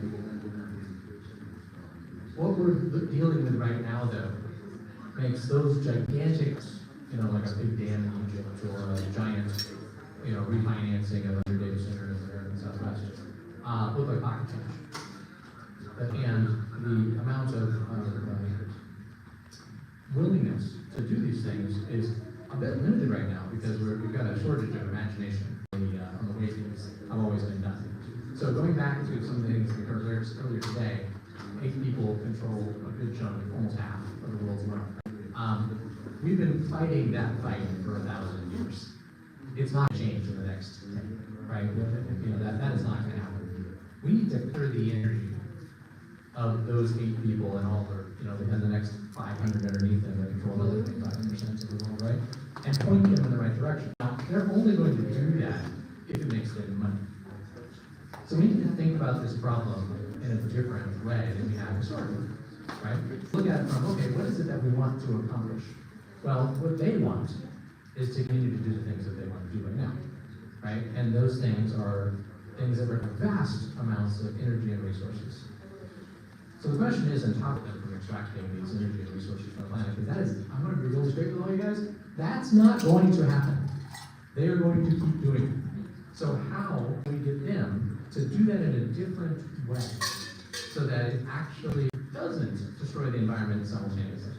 Well, we have to give them another option. It has to be cheaper and or better than what they have today.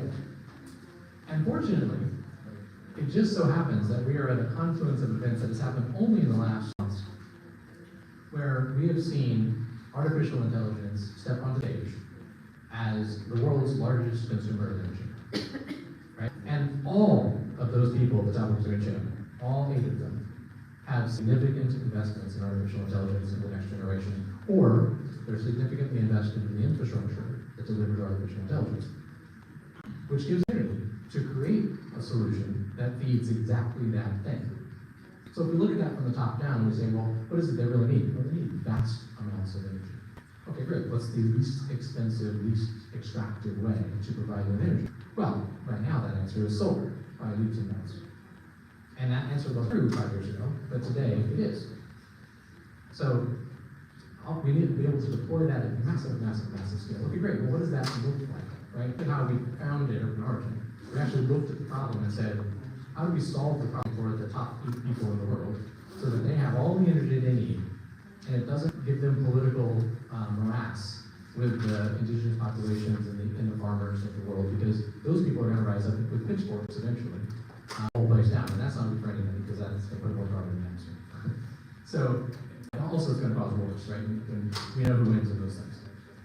So let's not do that. Let's figure out another way to get them the kind of energy that they need. What does that scale look like? Well, we said, let's envision a world where we can convert 2% of the entire global demand with one company. What does that look like? Now, you might say to yourself, that's a ridiculous thing for a new company to look at, until you realize that Aramco holds 20% and 40% of the world energy production by themselves. Now, hold that in your mind for just a second. One company produces 40% of all the energy in the world. Second place does 20%. There are 5 more that produce the next 30%. And then there's about another 100 that produce the bottom. Now, even the smallest of those 100 at the very bottom is a multi-$100 annual company, right? And you can't do that kind of thing, right? You gotta line them up so that they're approaching the problem in a new way. So we said, okay, let's tackle 2%. So that puts us with one of the 100s. We know how to get there. John D. Rockefeller laid that path out for us 100 years ago. It's very simple. You package energy up, make a standard, and you move it around. So if we can figure out a way to do that for clean energy, like hydrogen, figure out how to ship it around the world very effectively, very inexpensively, and to do so at a massive scale. And I'm talking massive scale, right? For one factory is a $6 or $7 billion project, right? Now, it turns out we need those factories to get to 2% of the world's power production in 2040. Okay, well now we're talking about a piece of money, but still not in the tens of trillions of dollars. It's measured in the single-digit trillions of dollars. So that's doable. I mean, Apple's worth $4 trillion right now, right? And they're 30. So in my lifetime, and I'm almost 50, I could theoretically get there, right? If I'm at Warren Buffett's age at 98, then very, very clearly I could theoretically build a company that's that size. Okay, great. So we know it's possible. We know it's feasible. Rockefeller laid out the pathway for us. Well, let's just now go and do it, right? So what does it look like to actually build that? It turns out that many of the things that have been discussed in today's room are what you have to do to make it work. The biggest one, and I think that was pointed out earlier, and I believe the person who stepped down, was that getting people to come together to create these solutions in a way where they see an advantage for themselves. We reached out to some of the largest companies in the world that are specialists in their space, and we invited them to step into the creation of what that future looks like. We didn't know what it was going to be. I'm an energy person, but I'm not a chemistry and physics expert, but I'm not a solar expert, I'm not an electrical engineer, I'm not a network grid person, right? I don't know those technologies. So we needed expertise from all of these folks around the world. So we reached out to the biggest companies in the space and some startups that were really cutting edge, brought them all together and just sat down and talked about what that solution might look like. And in 4 hours, we designed a plant that can service a data center powered only by solar energy that can run 24/7, 365. 4 hours. And none of it had any intellectual property tied to it that goes back to an individual company. These are major multi-billion-dollar companies all sitting at the table, creating future, sharing space in a room with nothing more in place than an NDA. We then took that idea over the next 6 months, developed it further, brought in a whole engineering team, and we're now in the process of finalizing the design that will be complete by the end of this month, where we will have something called the uninterruptible power plant. The uninterruptible power plant at UPP, which will be the world's first 365 completely green power plant that can be built anywhere that the sun shines. Now, that technology, it isn't terribly cheap. It's also not terribly expensive compared to nuclear power, for example. It's about 25% of the cost. So you're looking at some of these technology companies right now. I'm sure you've heard that Amazon has just purchased all the power power plant. And Microsoft just signed a deal to relight up 3 Mile Island. It's actually been recommissioned. And it turns out that they just shut it down 2 years ago. So those of you who weren't aware, 3 Mile Island actually melted down in the United States. It's the United States' worst nuclear disaster down in Susana. And we shut that reactor down. We started another right next to it. And that has been operating until about 2 years ago. So it's actually only been mothballed for a couple of years, commissioned. And Microsoft is going to be buying all the power from that facility. Now, nuclear power is, don't get me wrong, It's much safer the way we do it in the United States than it is around the world.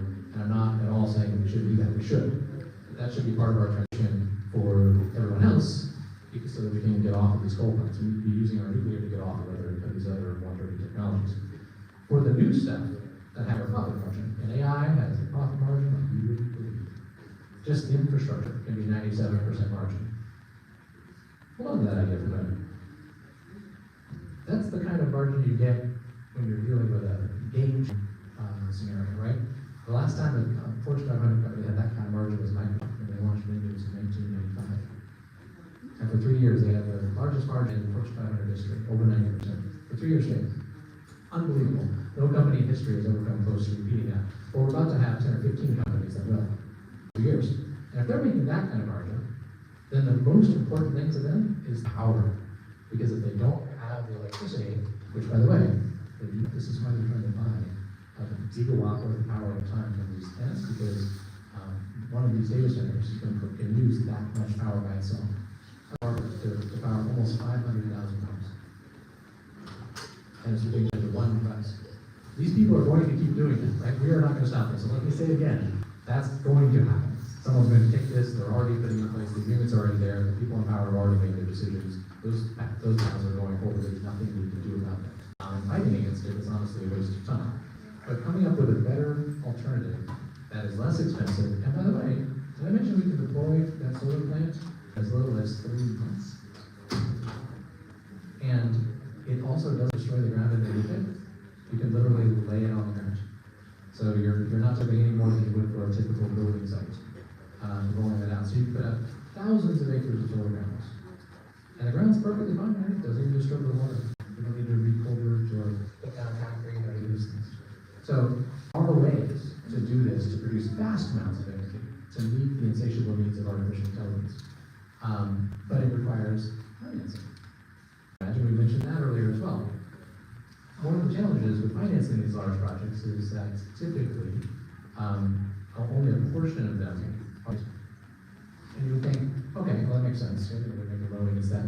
But who's holding the other half of that? Well, normally it's the operator. Right? Whoever's buying the power is guaranteeing the loan back to the bank. And when you have someone like Microsoft on the other side, that's pretty easy, pretty straightforward. So the answer to a lot of this comes back to cloud. But we still need a little bit for the end, right? The scratch to get started. Now, the scratch when you're talking about a $7 billion project, $1 billion. That's a little hard to find. So sometimes people will step up.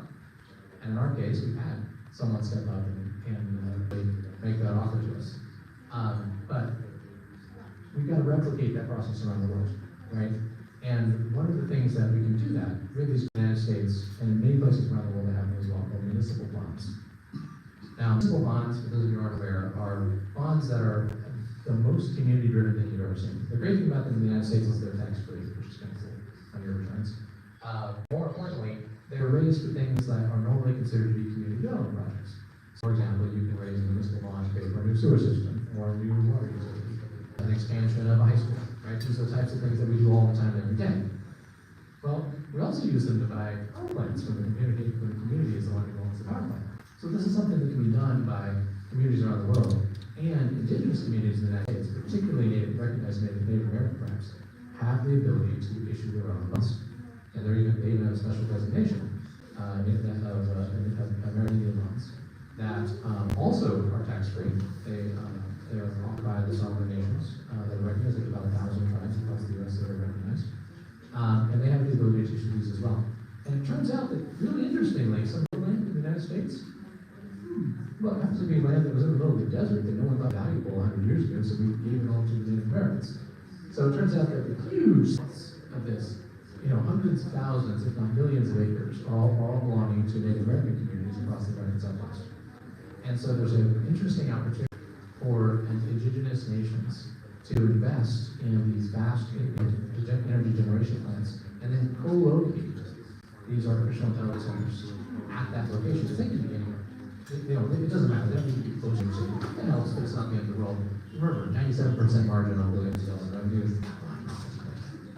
so in that scenario, what matters is time. Whoever can do these things the fastest is where it's all going to be. So the key is, Let's get it out there, figure out how we can empower the Native American communities to create these financial bonds and financial incentives, to create locations on their land, paying the taxes to use the land, just like they would if they were a state government, because they are, effectively. And not only are you bringing jobs and economic development, but you're also bringing water, you're bringing power, you're bringing sewer, because all these things are necessary to run this. Right? So you're going to bring all of these amenities straight to this scenario that would have no reason to be there, other than powering the state center. We build new, clean communities from scratch. We can build housing, we can build warehousing, we can build the infrastructure necessary, telecommunications infrastructure, because you need super high-speed internet to make these things work too. So all the stuff that we've been trying to get to the communities through government action for the past, 50 years or so, according to our new laws, right, that forced us to do this sort of thing. All this is in alignment with what we're already trying to do. So, do it already. The only thing that's been missing until now has been a real solution, and now we have that, right? With the Open Origin UPP, the uninterruptible power plant, we now have the ability to deploy it everywhere. So, all we need to do is get out there and spread the word that it's now possible with today's technology right off the shelf. We can roll it out in less than a year from the time that the project gets approval. And that's about the amount of time it takes to construct one right? If we're really pushing hard. So, as a beacon of hope, I hold this out there. If you fix the artificial intelligence problem, you save the planet. Thank you for your time.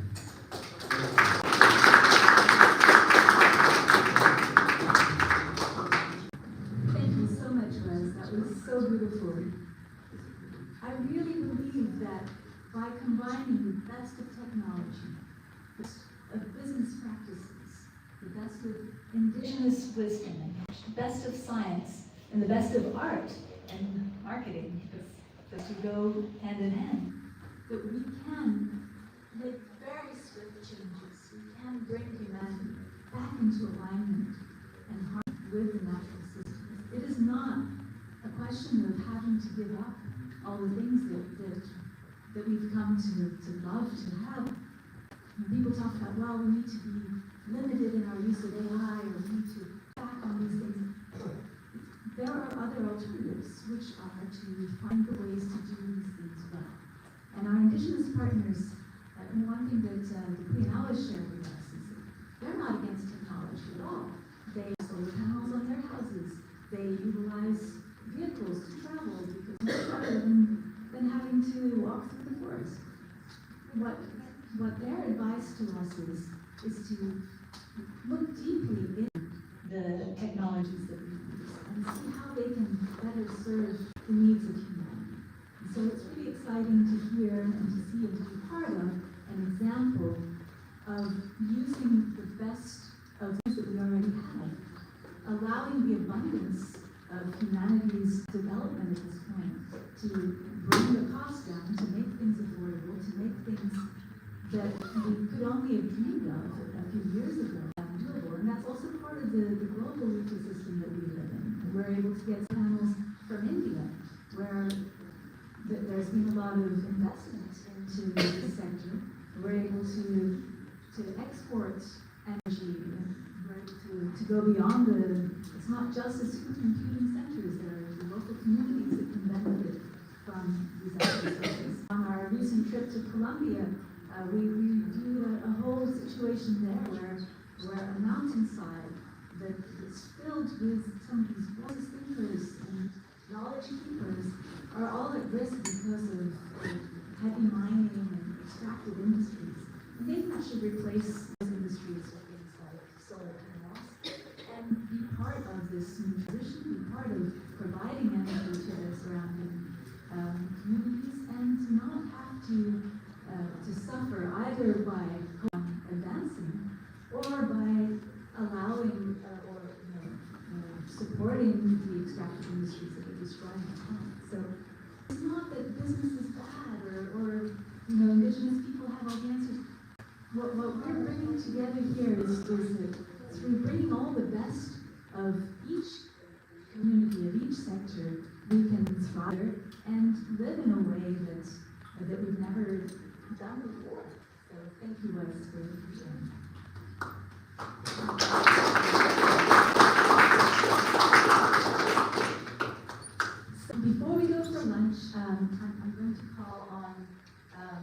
two more voices. I'm going to call on JP here to share his perspective of the aviation industry. And then we're going to close this morning section with a toast and a lead.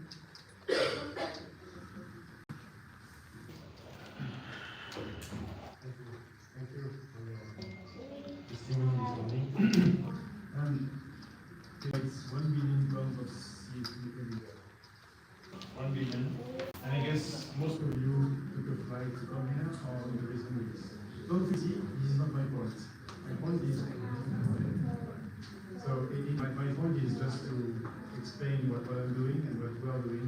And I'm here, Deputy Director of Research and Innovation Lab in the Air Traffic Management field, as well as the board advisor of consumer markets in sustainability. And so my point here is to explain a little bit what we're doing in air traffic management.